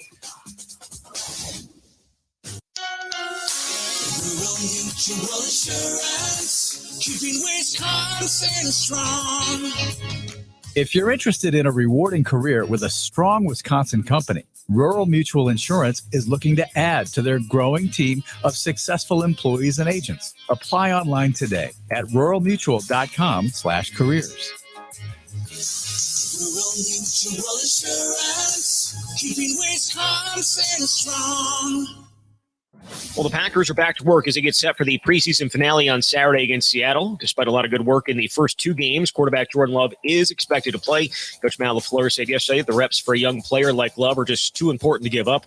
We're just a little more than a week away from cutdown day, with teams have to get 53 players. That'll be next Tuesday. And the Badgers back at practice today. They open the season a week from Saturday against Buffalo. With this Wisconsin Sports Zone Network update, I'm Zach Heil, Print.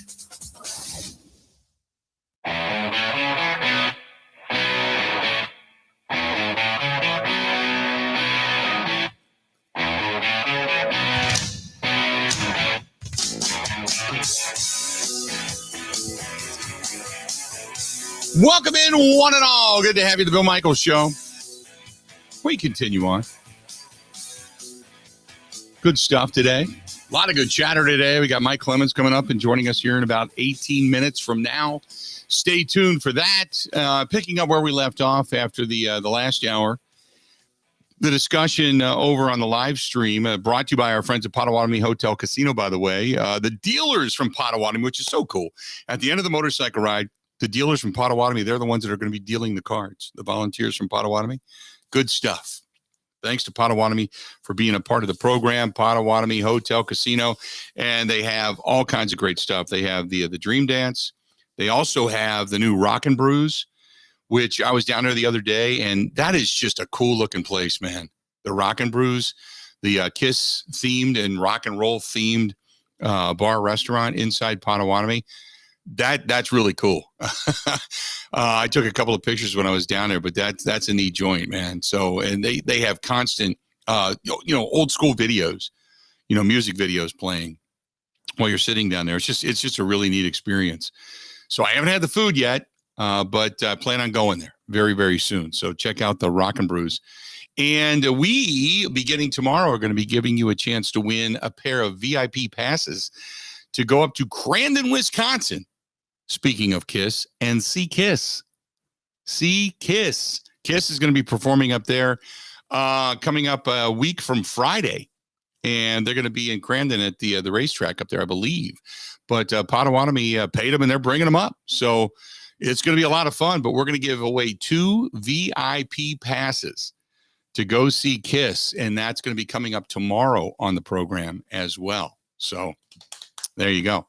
Hey, let's do this. We're going to talk to Mike Clemens coming up, but I wanted to go back to the discussion regarding the Minnesota Vikings, the Detroit Lions, Packers, and the Bears. Detroit, by many, is favored in the division. And understandably so. I mean, they won 7 out of their last 8, I believe. And so when Detroit was picked to win the division because of what they did towards the end of the season, they really got the ball rolling. And then obviously they knock off the Green Bay Packers. I think legitimately you can say that is a team that doesn't have a lot of superstars, but they're good in a lot of positions. Not great, but overall they're good. Their defense is tough. Their offense really started to come of age. Jared Goff played well. If you look at statistically speaking, he played extremely well. They just had a lot of things, even after they traded Hawkinson, because when they traded Hawkinson, you thought, okay, this is the beginning of the end, right? They're going to get rid of some guys, and they're just basically looking forward to the draft and then obviously this season. And they played even better. It's like they just started to get it, and they really had some energy to the end of their season. And then they smelled it. They started to go, there's some playoffs there. And granted, on the last day, they just, things didn't work out for them, but they still knocked off the Green Bay Packers, which was kind of their playoff win. And now the question is, okay, they got up, they started to walk, but now can they run? Or do they become the same old Lions? And do they say, okay, we walked, and now we're going to stub our toes again, and we're going to go back to being the Lions? And I think that's where I'm kind of at. And we've talked about this before. This team, it's been forever since they've been in the postseason. They just don't have that. Now, Jared Goff has had postseason experience, but they just don't have that. So do they now go, okay, now we're ready to go? Or do they look at it as we had our run last year? We didn't get there. So now do they take that step back? I think Minnesota, do I think that they're a Super Bowl team? No. But I think Minnesota overall, with the experience and still with some veteran leadership and good quarterback, really good weapons offensively, I think that they're the team to beat. I'm not saying they're head and shoulders above everybody else, but the people that laugh off Minnesota, I don't know if I'd be doing that. There was a lot of people that thought, we'll see. They changed head coaches, and after Zimmer, who knows if they're even going to be good. And then all of a sudden last year, Kevin O'Connell, he had that team going, man, from the get-go. The ass whooping that they gave to the Green Bay Packers, they had it. And I think you learn a lot about yourself, especially under a first-year head coach. And so do you expect them to be even better? Probably not. Defensively speaking, probably not. But I thought they were pretty good last year, and they learned consistently how to overcome adversity. And there's something to be said for that. So that's why when I say, look, I got to, when you say, okay, who's going to win the division? We all make our preseason picks sure to go wrong, right? So when you say who's going to win the division, that's why I picked Minnesota. The experience, the come from behind wins. They still have really good talent on the offensive side of the ball. We know that the rules in the NFL today are geared more towards the offensive side of the ball. That's the reason I give them the nod. So to slough them off and say there's no way, give me your reasoning as to why.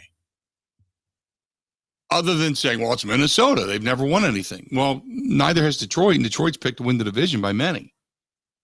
So give me the reasoning as to why you dismiss Minnesota. It's easy to say, no, they stink, they suck, whatever, blah, blah, blah. But give me that reason why. Because they lost Adam Thielen and Dalvin Cook, that's fair.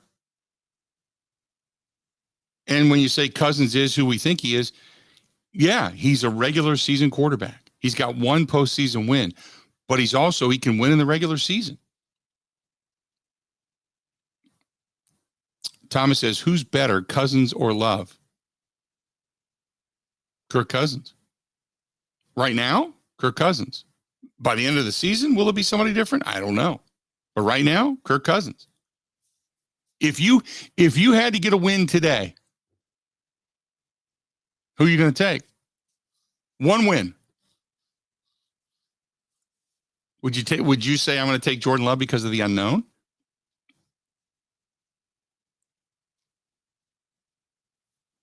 I think you'd be kind of crazy to say that. 877-867-1670, 877-867-1670. And, I agree. It's kind of a stupid comparison. But that was the question that was asked to me. I'm not asking you. I'm asking, it was because it was asked of me. Who would be better, Cousin or Love? Cousins would be today. Hell yeah. Maybe by the end of the season that changes. But right now, in a heartbeat. 877-867-1670, 877-867-1670. Grant, if for all the, are you dismissing Minnesota in any way, shape, or form, or do you think that's still a very viable team that's going to win the division? No, I think it's Minnesota's division to lose until Detroit shows me for a month that they're actually legit and they've actually grown up a little bit. That doesn't mean that I don't know who I'd pick to win the division right now. It seems like a crapshoot, but until I see Detroit prove that they can be the team that everyone is thinking that they can be, I just assume that this is Minnesota's division because I think Kirk is the most trustworthy quarterback. They won the division last year. I think at premium positions, Bill, quarterback, wide receiver, they're as good as anyone or better than anyone in this division. So I think it's Minnesota's division to lose. Yeah, I would agree. I think it's Minnesota. I 100% agree with that. It's Minnesota's division to lose wholeheartedly. Now, does that mean that Jared Goff couldn't put up better numbers? No, Jared Goff certainly could, without a doubt. I look at, I think what it is I have more faith in and belief in what I've seen in the productivity out of Minnesota and the offense than I have overall out of the Detroit Lions and their believability that they are a team that is ready to take over the mantle of success. And just because we've all been there, done that with Detroit. When you think Detroit's ready to jump onto the map, they crash and burn. And I think we've been burned by that so many times. So, and just like Vikings fans, every year they think that they're going to knock off the Packers and the Packers would come on and, pull magic out of the hat. Same thing with the Bears. The Bears always felt that this was going to be our year. And then they had the rug pulled out from underneath them. I just don't know if Detroit's ready to take that mantle yet. As far as the bottom two, I just think the Packers are a more talented team. They have more depth. But certainly Justin Fields at this point in his career has won ball games. And again, you're even talking about, when it comes to Jordan Love, I go back to what Gutekunst said in his pressers in the offseason, right before the draft specifically. Jordan Love's ready to play, but he hasn't won a game. We got to see if he can win games. Some guys can win regular season games. Some guys can win games in which they're blowouts and they can't win comeback games. And some guys could just win games because they have that medal. We don't know. So if you had to pick the best quarterback in the division, I think you could flip a coin between Jared Goff and Kirk Cousins. Goff has won. Goff has been to a Super Bowl. Cousins has got one postseason win to his name. Goff was on what's considered to be a lesser team. But yet he was able to win 7 out of his last 8 to give that franchise hope, where Kirk Cousins did exactly what Kirk Cousins does. He played pretty well. The biggest moment, the last couple of drives in that game, didn't produce and wasn't able to put his team in field goal position to win that contest. And then there's Justin Fields, who's been able to use his legs, very little of his arm, but has, you go through his career, specifically at Ohio State, he's been tested. He's won a lot of ball games. He's won games in the NFL. The only guy that hasn't is Jordan Love. So you probably say that's your top, top to bottom. But I think the Packers are a very talented team. So if I had to pick who was going to finish last, I'd still say it was probably going to be the Bears. I just feel that way. It's not because it's the Bears. It's just I just don't think Chicago has that level of talent yet. Maybe they surprise people this year. I don't know, but I don't think they have that ready to rise talent just yet. 877-867-1670. Let's do this. We're going to step out, take a quick break. We're going to come back, and then Mike Clemens is going to join us. Take it the rest of the way. Well, if you got a question for Mike, shoot it to me, whether it's email or over on the live stream. We'll try to get some questions to Mike as well. Mike, we're going to hear from inside the locker room as well. We'll get his thoughts on what he saw on Saturday night up in Green Bay. This portion of the program brought to you by our friends over there at J&L Tire and Service Center. J&L Tire, want to say thank you for voting them the best tire dealer in Watertown and in Johnson Creek. Johnson Creek, they're right there just north of the I-94 exit on Johnson Creek. And you can see it, as a matter of fact, from the highway, just north of the highway. Terrific place, and they service everything from the soccer vans all the way up to the big rigs. So whatever your problem is, they can take care of it. They do it with honesty. They do it with class, and they're philanthropic in their community.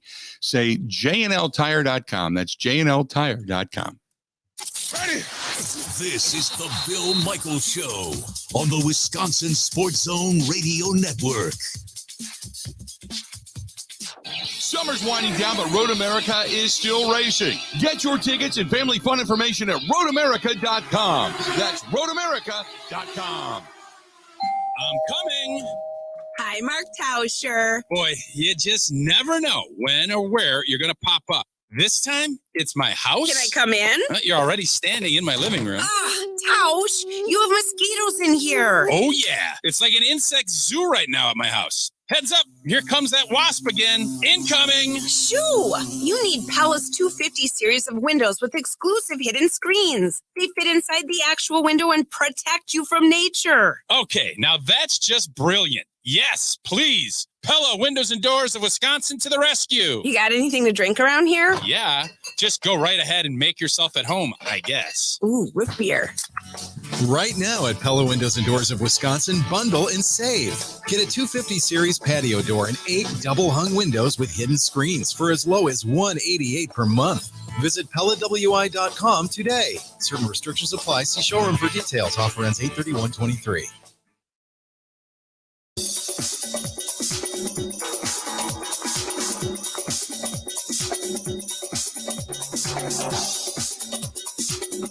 Bill Michaels will resume in 3 minutes.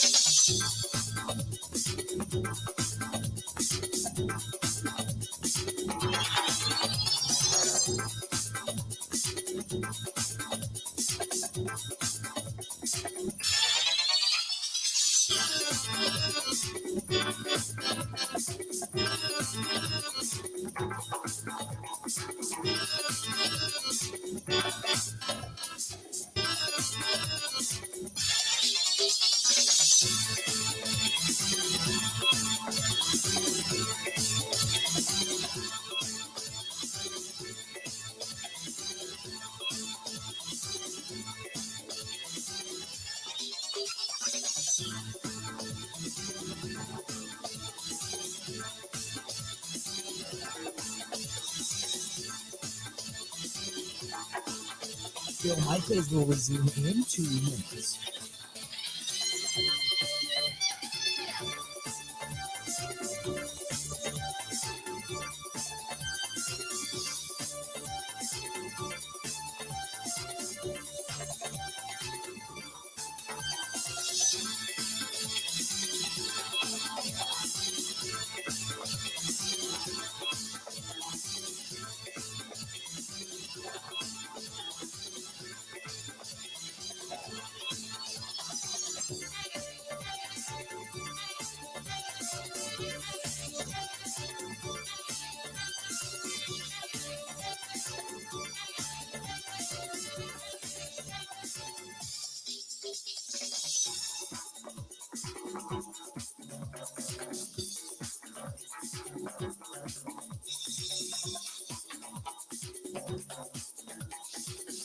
Bill Michaels will resume in 1 minute.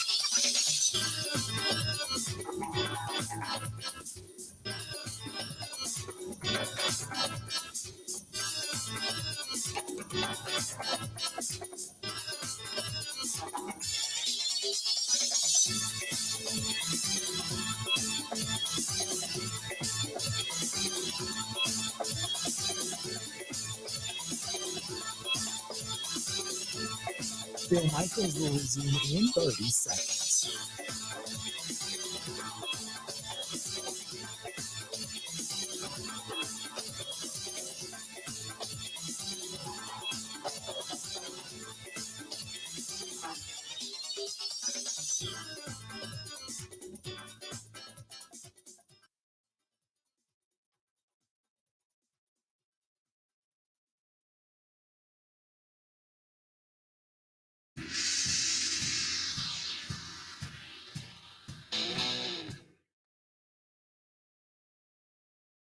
Got the length at cornerback.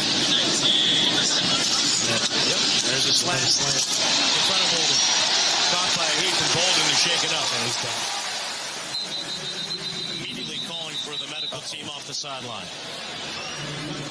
I think he got hit by his own guy. Pat's rookie cornerback Isaiah Bolden went for a tackle but collided with a teammate, ending up on the field motionless for minutes. Patriots players taking a knee, Packers to a man. Players praying, with Bolden ultimately carried off on a stretcher. The head whipped a bit on the first initial hit. Ladies and gentlemen, at the agreement of both head coaches and the team leadership, we have elected to suspend play for the evening. The game is officially over. Thank you. Both coaches backing the NFL's decision to suspend play with more than 10 minutes left. I appreciate the way the league handled it. I think that was the right thing to do. It's a scary situation, one that you never want to see in our game. The incidents coming 7 months after Bills safety Damar Hamlin experienced cardiac arrest during a nationally televised game. They brought that Damar feeling of, it's just scary. That's just how it feels. So it's just praying for him, man, that he's okay. Welcome back to the program, the Bill Michaels Show, and some tense moments at Lambeau Field on Saturday night. You saw it on Thursday night in the Philadelphia-Cleveland game. Guys on a knee waiting for some motion out of their teammate as he was put onto a stretcher. Same thing on Saturday night, and they ultimately suspended the game with a little bit more than 10 minutes to go at Lambeau Field. Joining us now on the hotline is our guy, Mike Clemens, brought to you by the Bay Motel Green Bay. Quiet, cozy, comfortable, and just a mile from Lambeau. Go to baymotelgreenbay.com, and that Bay Family Restaurant is awesome. Especially, I keep seeing their stuff pop up on Facebook for breakfasts and such, but great stuff. Go to baymotelgreenbay.com. That's baymotelgreenbay.com. So, Mike, give me your thoughts, just as you kind of pontificate a little bit about what went on up there on Saturday night.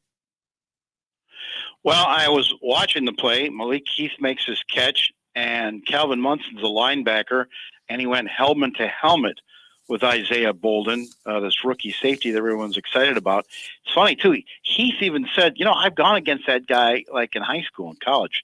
Mac Jones, quarterback for the Patriots, did the same thing. They've known this guy. They were very impressed with the camp that he's having. Today, he's okay. He's actually put out a message. But, I saw the play. I immediately saw the player go down and motionless. And what was interesting was the doctors were coming right up on him because he was face down. And they were the one trainer had his head laying on the ground, I think trying to see if he was conscious, if he was having trouble breathing. And I think the player was probably telling him, I can't move, or he was stunned after taking that helmet-to-helmet shot. So that's when they get the board out. They carefully roll him over and take him over. You saw Belichick talk to LaFleur, and then Belichick go to his team captain, Matthew Slater, 38 years old, 16 years with the team, talk to him. And then I think Belichick put in the request to New York, like, you know what? Matt and I both, we've got our work done. We had joint practices. There's really no need to continue this, exhibition game. Let's just get out of here. Mm-hmm. And then the phone rang, the hotline from the NFL rang. By the way, Zach Gilbert was here from the league. Oh, cool. Just a guy from the front office, just checking out operations, just happened to be here to see how the procedures were. Immediately the call came back. Yeah, go ahead. Call the game. Cancel. If both coaches don't want to agree, go ahead. Let's move on. And then, it was just an interesting moment to watch decision making, how to handle this sort of crisis situation. Bill Belichick, came in and held his press conference and talked about after the suspended game that, his players also, he's got some players on the Patriots that have families back in Maui that have been victims of the Maui fire. So it ended up being a week that was too much. And this is how Belichick was after the game. All right. Well, I think the last situation kind of, in the bigger picture overrode the game. So, all saying a prayer for Isaiah. Appreciate the way the league handled it. I think that was the right thing to do. And, also saying a prayer for some of our players with their close friends and relatives in Hawaii that are going through some stuff out there. So, that's really the bigger picture of it here. Kind of regroup and talk about the game later. But that's kind of where things are for right now. Yeah, Mike, like he had mentioned, there's some players in that locker room that, you see your teammate go down. You see any player. Every player knows it's the brotherhood of what it is. You understand the risks. You look for the rewards. But it doesn't matter what side of the field you're on. It still is shocking to see a guy to go down and be motionless. But obviously it hits you harder when it's a guy that maybe you locker next to or something to that extent. It was my sense of being around the Patriots this week that, the thing about Belichick is, you can ask him about the history of Green Bay, and he has all these, he's like a Wikipedia. He's like an encyclopedia of information. He doesn't really give you a personal answer why he's proud to be here. He just talks about Don Hudson and Cecil Isabel. And I think the thing that worked with him and Brady all those years was that Belichick was the brains and Brady was the heart or the organization. I think Belichick's trying to find a better way to connect with these players. And like you go to Jabril Peppers, and after the game was suspended, he's at his locker, and he said, here's the first thing that came in the players' mind as they watched Bolden being put on that backboard. For the better, especially in the preseason. It doesn't hurt either team, and we understand what comes with this. It's just. Could you see from your perspective? Looked like you might got hit by a teammate, Calvin. Yeah, it was just accidental contact. Kind of caught him in the side and on the top of the ear, and that's just what it was. So hopefully he'll be okay. On his way to the hospital. How good news is that? That's great news. But we'll feel even better when he's back with us. So, Mike, you had mentioned it when both coaches got together. They're kind of like, we've got our work done. 2 joint practices, then this game, only 10 minutes remaining. Our work here is, other than maybe getting a couple other guys that you wanted to get on the field, like a Magoo, but the work was pretty much done. And here's the other thing. Belichick also had the presence of mind to say, look, we got in a great week of work and 3 quarters here tonight. And their next destination was Nashville. They were supposed to have a week of joint practices with the Tennessee Titans before the next game there. And Belichick just said, let's just all go home, shall we? And I believe their plan was to spend one more night in Wisconsin. And by that time, Bolden actually had cleared all of his exams looking for fractures and those kinds of things.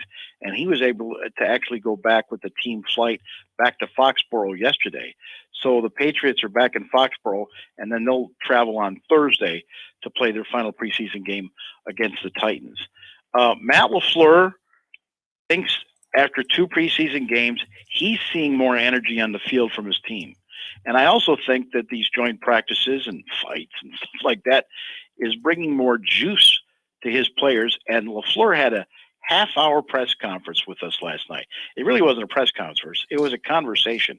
It's outstanding. I posted it on my Twitter account, Mike Clemens NFL, if you folks want to see all of it. But we asked him, how did you think your week with New England went? Yeah, I thought it was a very productive week just to battle against another team, a team that's pretty physical, a team that has some pretty good experience on it, and against a staff that, quite frankly, has won as much as anybody in this league. So I thought there was a lot of good takeaways from it. I thought we came out better for it, and hopefully we can build on that this upcoming week. Mike, again, Matt LaFleur, they got their work in.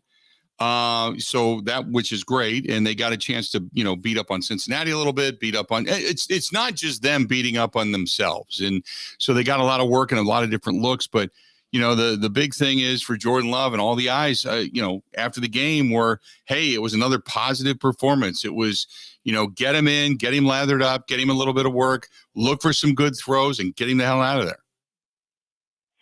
And in a division where you've got a rah-rah guy like Dan Campbell with the Lions, and it seems to be working, or a tough football team like the Philadelphia Eagles, I think Matt LaFleur has also come around to the idea that maybe he needs his team to play a little tougher.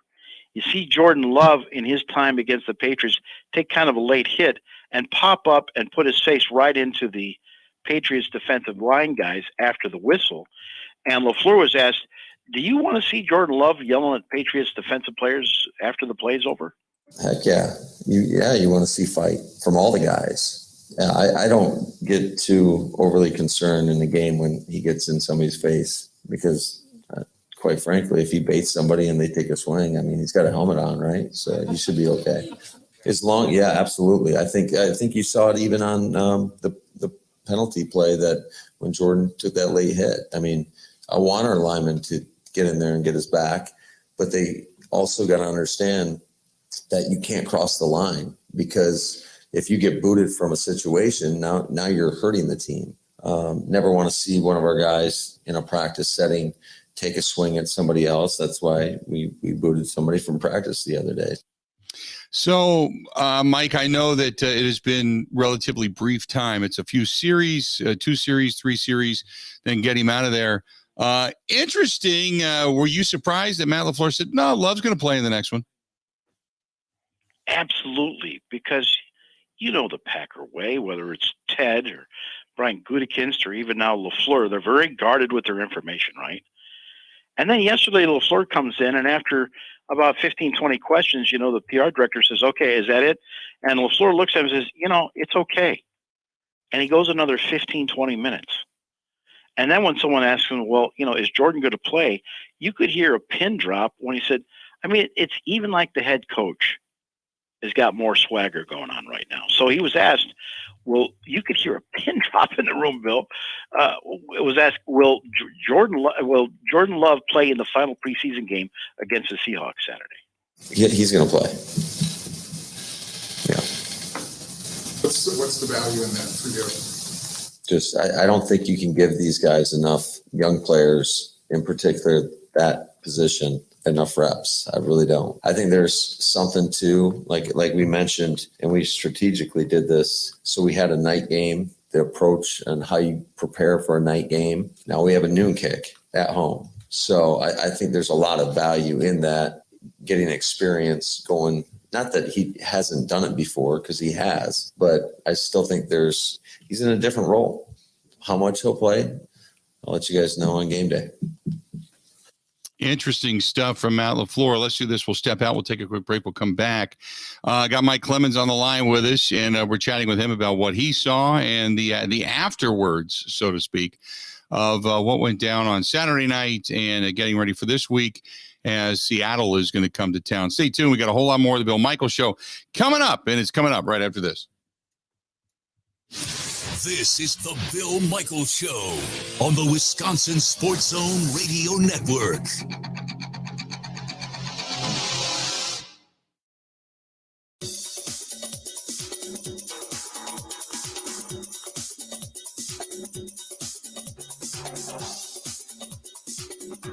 Bill Michaels will resume in 5 minutes.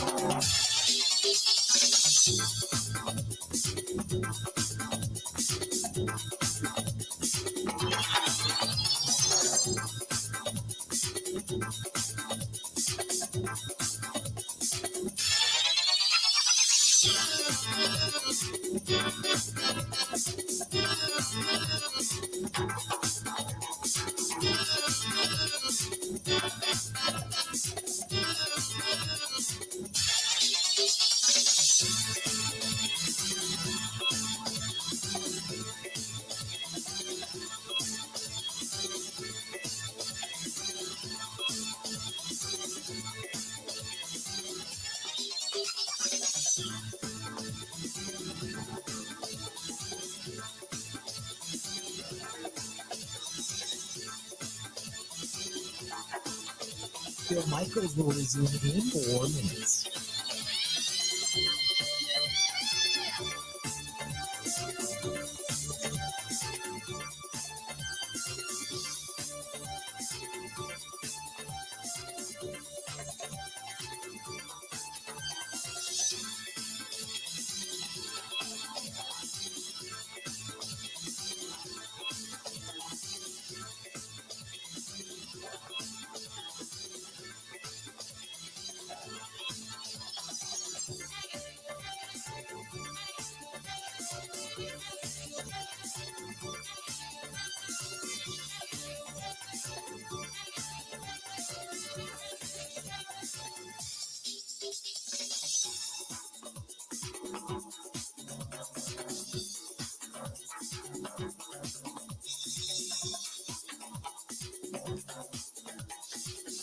Bill Michaels will resume in 3 minutes.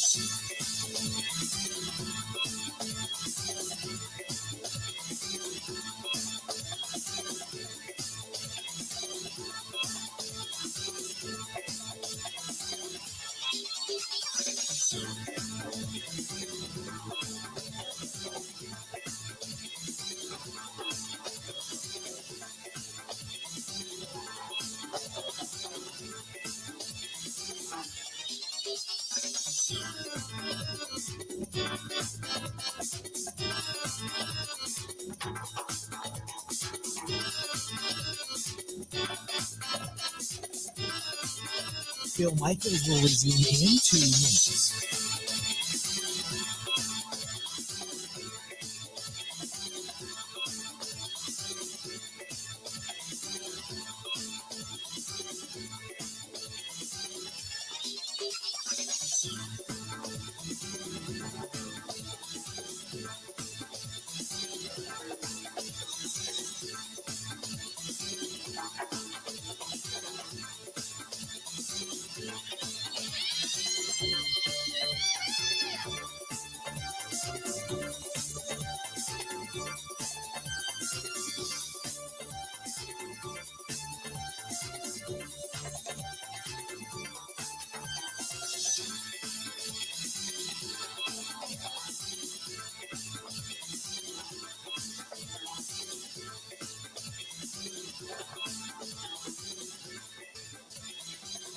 Bill Michaels will resume in 1 minute.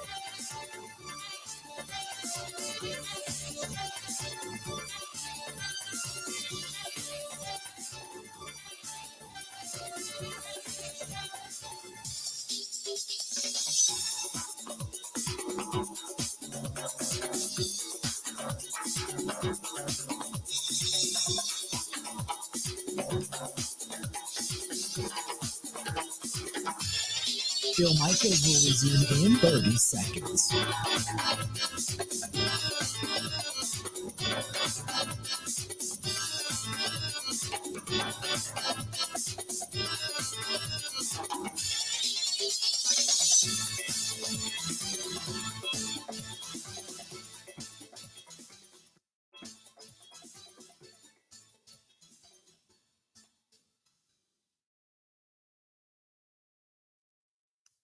They were pushing and shoving, had to be separated, a group of them, before the game when they first came on the field tonight. 2nd down 5, Tom with the block. Love to the air. Caught. Touchdown. Reed, the rookie. It was a great route by Jay Reed. What we call it through route. It was man coverage, just sticky coverage, but he won inside. It was pretty much just running away from the DB.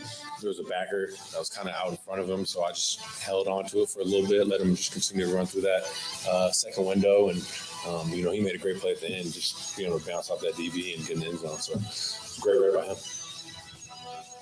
Welcome back to the program. Good call by Kevin Harlan. We are back with Mike Clemens joining us on the hotline. And Mike, it was a nice pitch and catch. And I said that Jordan Love he's putting the ball in certain places that's what I wanted to see. Even on the incomplete pass to Musgrave early on in the game, it was in an area where only Musgrave could make the play. It wasn't in harm's way. And I think in that particular case, he's done pretty well. There are some things that you need to take a look at. I know there's some, first of all, how is the great big new giant scoreboard and such? They do look huge. They don't look as big as I thought they were going to be. You know what the biggest difference is? Is that on the sides of the old billboard, you know, it had a portion there where it had like all the championship seasons or, you know, the numbers of retired guys. That's now a video board that has advertising on it. So you see, the board is so they can get more ads up on the side next to the video, the replay, and all that. But, you know, Matt LaFleur is like, look, I got to get more snaps in with Jordan Love, with these second-year receivers, and Dobbs and Watson, with a rookie in the slot like Reed. I'm still trying to make up my mind who's going to be on the right side of the offensive line. I've got this big rookie tight end that we're going to be, you know, throwing to in Musgrave, and I need these guys to get more reps. And I've got some running backs that I got to make a decision on. So then there's in that key 5-yard or 5-play drive, 93 yards, where, you know, the Packers score their first touchdown on that beautiful pass from Love to Reed. He hits Romeo Dobbs down the right sidelines, 42 yards. Now he's there and he's, you know, scrambling like, is he in or out? And the rest are saying, nope, no good, out of bounds. And so LaFleur, you can see him looking at the scoreboard like, come on, where's the replay? So yesterday we asked him, do you need the Lambeau Field scoreboard crew to show replays a little quicker, especially when it's the home team that needs the help? Yeah, I think it needs to be up there right away, especially when you have a situation. Obviously, there's times where you want to hold it when it's not in your favor, and that's part of the home field advantage. And there's other times when they rule it out of bounds. You need to see that right away because you're kind of just guessing at that moment, you know, if you don't get a very clear view of it. Thankfully, I guess the new screens in the press box are pretty nice, or in the coach's booth are really nice and gives you a lot of different angles. But yeah. So he wants to see it a little bit quicker. Get it up. Get it. So he's got that opportunity to take a look at it himself, not just the guys that are up in the press box.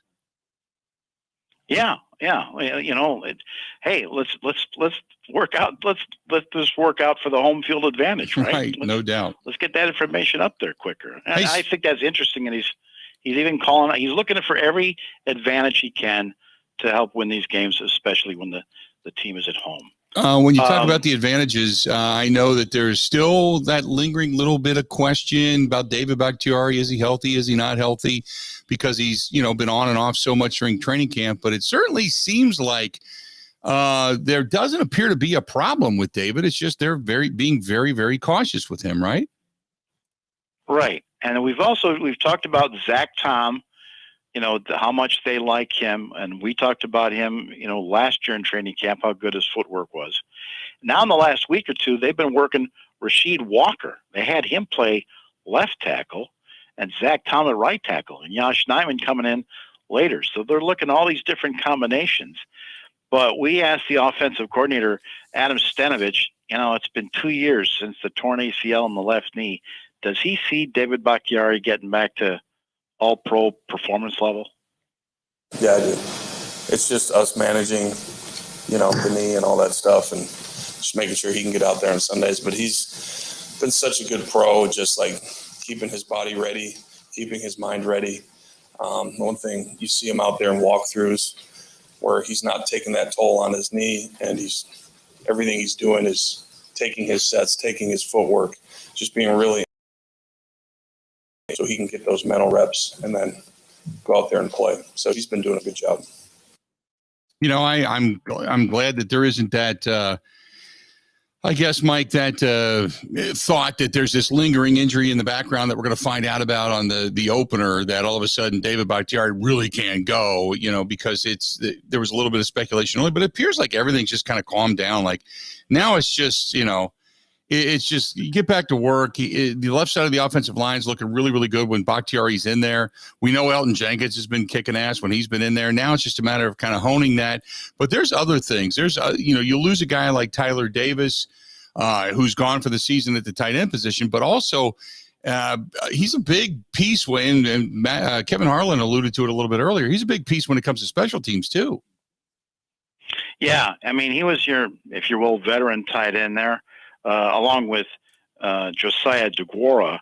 But they really, turns out how much they missed this guy who was your best special teams player. Now, one thing LaFleur's doing this week, Bill, is he's changing the schedule, and camp is pretty much over. Now, the next two practices on Tuesday and Wednesday are open at noon to the public. They're going to move their practice schedule up, from the 10:30 camp day. This week is going to feel like a regular season week, and fans can watch them Tuesday and Wednesday at noon at Nitschke. But Rich Bisaccia, man, I mean, when you talk to him about losing Tyler Davis, the tight end, and how much a huge loss that was for his special teams. To some degree, we lost our right hand. He was an exceptional special teams player, someone that you could count on in every critical situation, count on to play multiple positions. He's a big body guy that can really run. He was a double-digit tackler a year ago. So I'm really haven't gotten very comfortable with not having, Tyler Davis to this point. It's cost me some personal trepidation because of who he is and how much he puts into it and how important it is to him, and how he feels about the Green Bay Packers and being a part of this. So losing him is it's a big blow to our unit. I think it's a blow to our team, and I'm expecting him to work hard, which I know he will, and hopefully be back in the future. But to your question, I'm not really sure how we're going to do it yet. We have some big body guys that we're trying to move and put in his role, but I don't know if we have a guy yet. We'll see that can play all four phases at the level that he played. It might take two guys to do it. We'll see how it works out. Mike, Rich Bisaccia, obviously, when he spoke the other day, a lot of focus because Anders Carlson, who had a good night on Saturday night, has not been good. And when you talk about whether or not Anders Carlson is a work in progress, or he's starting to worry, or he's got confidence in him, interesting to hear Rich Bisaccia talk about that whole situation. Yeah, interesting. And I also want to point out, too, Tyler Davis lost of the season with a torn ACL and his second catch in Cincinnati against the Bengals. But I phoned this in for you from practice. Like, I just saw the worst field goal kick attempt I've seen ever on the Green Bay Packers practice field.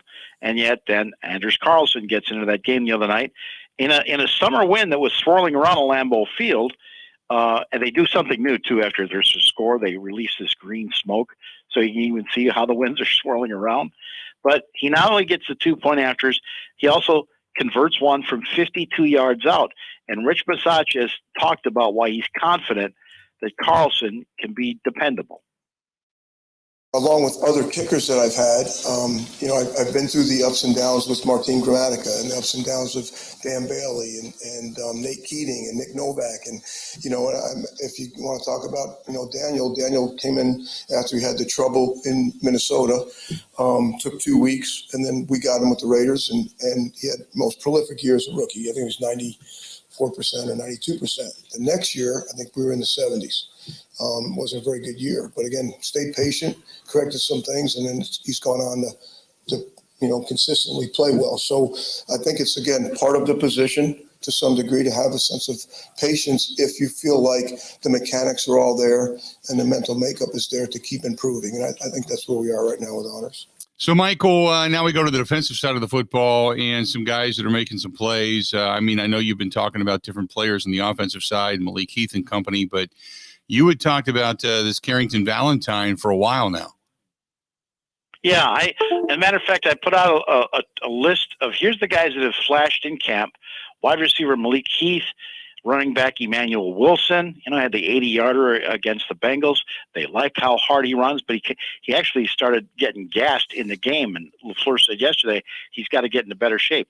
Quarterback Sean Clifford has done a nice job. Rasheed Walker now getting a look with the first team offense. The punter, Daniel Whelan, competing as well. And Brenton Cox is a linebacker who's done pretty good. Carl Brooks, a rookie defensive lineman. But Carrington Valentine has been the star of the camp, and we asked Joe Barry, have you got a starting cornerback here? If you're in this long enough, there's always great surprises in the draft. Sometimes unfortunate surprises, sometimes really exciting surprises. As I mentioned, you take a guy high and you're like, when's this guy going to pan out? You get a guy late in the draft and you're like, oh my God, what a surprise. So he's done a great job, credit Greg Williams and Justin Hood and the coaching that he's getting every day, but it's a marathon. It's not a sprint. So he's done a nice job to this point. He's got to keep it going. Who's going to be shuffled around in that secondary, Mike? Well, we try to ask Joe Barry. I mean, come on, no one's really standing out at safety, right? Are you going to move Rasul Douglas back there with Darnell Savage?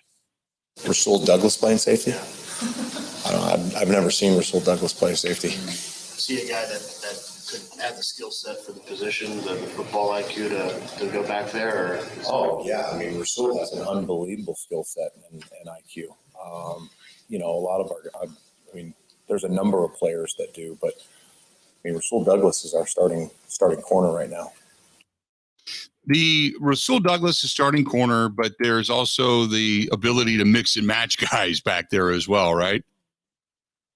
Well, I don't buy it that anyone's really won that job yet. I mean, who knows? The next safety along Savage could be on some other roster right now in the NFL.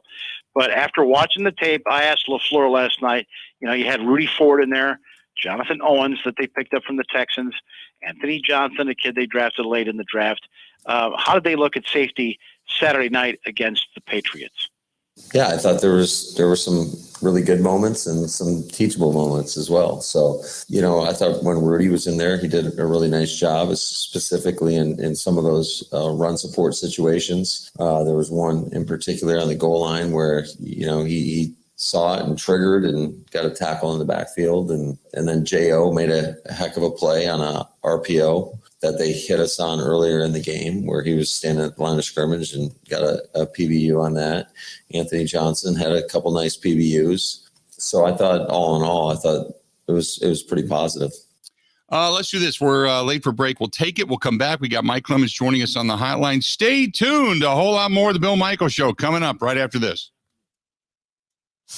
Covering Wisconsin sports like a blanket. This is the Bill Michaels Show on the Wisconsin Sports Zone Radio Network. I'm coming.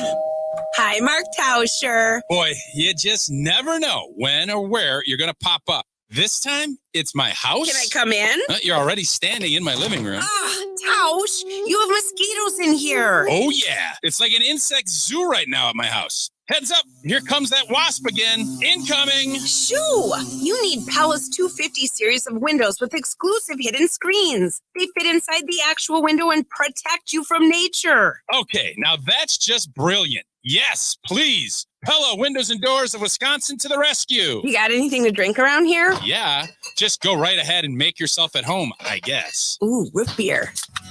Right now at Pella Windows and Doors of Wisconsin, bundle and save. Get a 250 series patio door and 8 double-hung windows with hidden screens for as low as $188 per month. Visit PellaWI.com today. Certain restrictions apply. See showroom for details. Offer ends 8/31/23.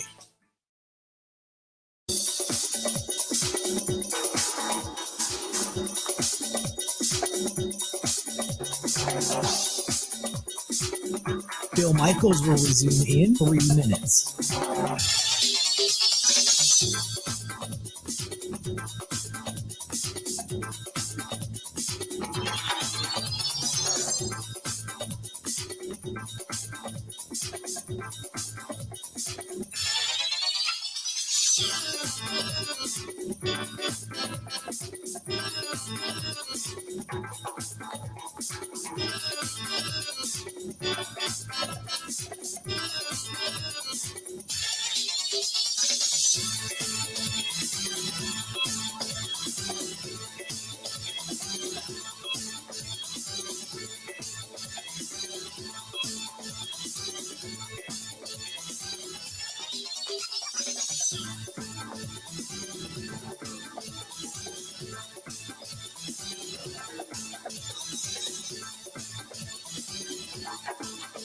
Bill Michaels will resume in 2 minutes.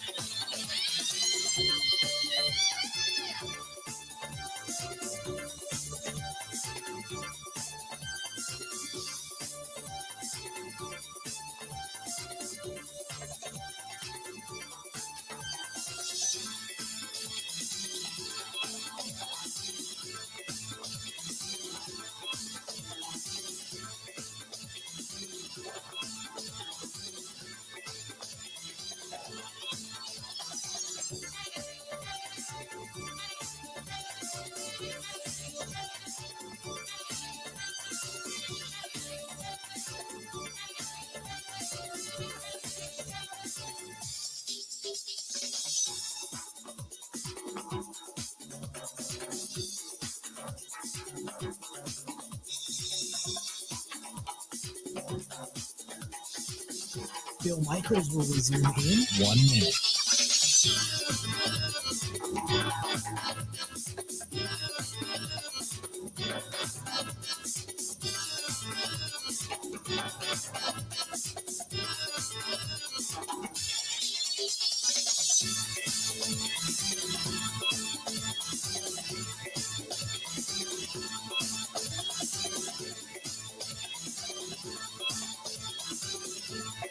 Bill Michaels will resume in 30 seconds.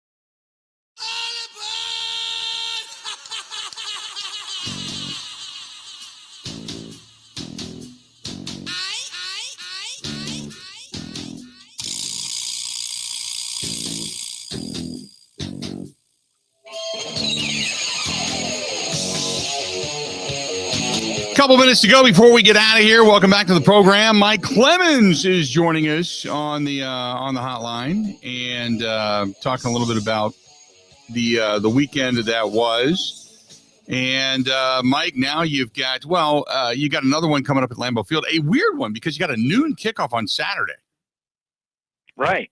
And so that's what LaFleur's talking about too. That's why he wants Jordan Love to play, because they have the feel of a noon game. They'll have some of those this year, both here and on the road. He wants to get that first team going. There's still things he wants to look at on the offensive line. And he's also trying to set the environment at Lambeau Field. Matt LaFleur is the guy I pointed out 3 or 4 years ago. First time I saw a coach that would start waving around the play menu on 4th down when his defense is out there trying to get the fans in to say, get as loud as you can. Mm-hmm. Let's go. And another thing that happened Saturday night was there's a new PSA with Jordan Love asking fans, please don't do the wave when I'm on the field with the offense. And because it's distracting, right? And it makes noise. And so LaFleur was asked, did you see that Jordan Love PSA about the wave? What'd you think of it? Was it effective? It didn't seem very effective. There's something about Lambeau, yeah, and doing the wave on offense that it has to happen at least once. Hopefully in the regular season, we won't allow that to happen. Yeah, hopefully that doesn't take place. And hopefully, Packers fans are usually smarter than that. But it's the preseason, and, there's some people that don't go to the games on the regular. They're just happy to be there. So I kind of get it. But, when the offense is on the field, you're supposed to be, kind of quiet. Shh. Right. So, there's plenty of question marks, like some of those bubble players that I mentioned. Mm-hmm. Tyler Goodson was having a great camp. His elbows in a sling. Does he make it as the number 3 running back? Daytovian Wicks is a 7th round wide receiver pick, I believe. He got injured and left the game the other night. At center, I think Josh Myers has locked up that job now. They've challenged him. Jake Hansen was taking snaps. He was injured for part of camp. Then he got kicked in the shin and had to leave the game. They brought in a guy named Cole Schneider. So that's why I think they were running snaps for 2 or 3 series with John Runyon. in Cincinnati. So not only are they trying to figure out what their offensive line is, but they need to figure out who's going to be their backup, because I think they want Zach Tom out there playing at right tackle. So I think that's going to be it. At the end of the day, it's Josh Myers, John Runyon at right guard, Zach Tom at the right tackle, and then hopefully, David Bakhtiari for 17 games at left tackle. Real quick, Keyshawn Nixon, any injury update?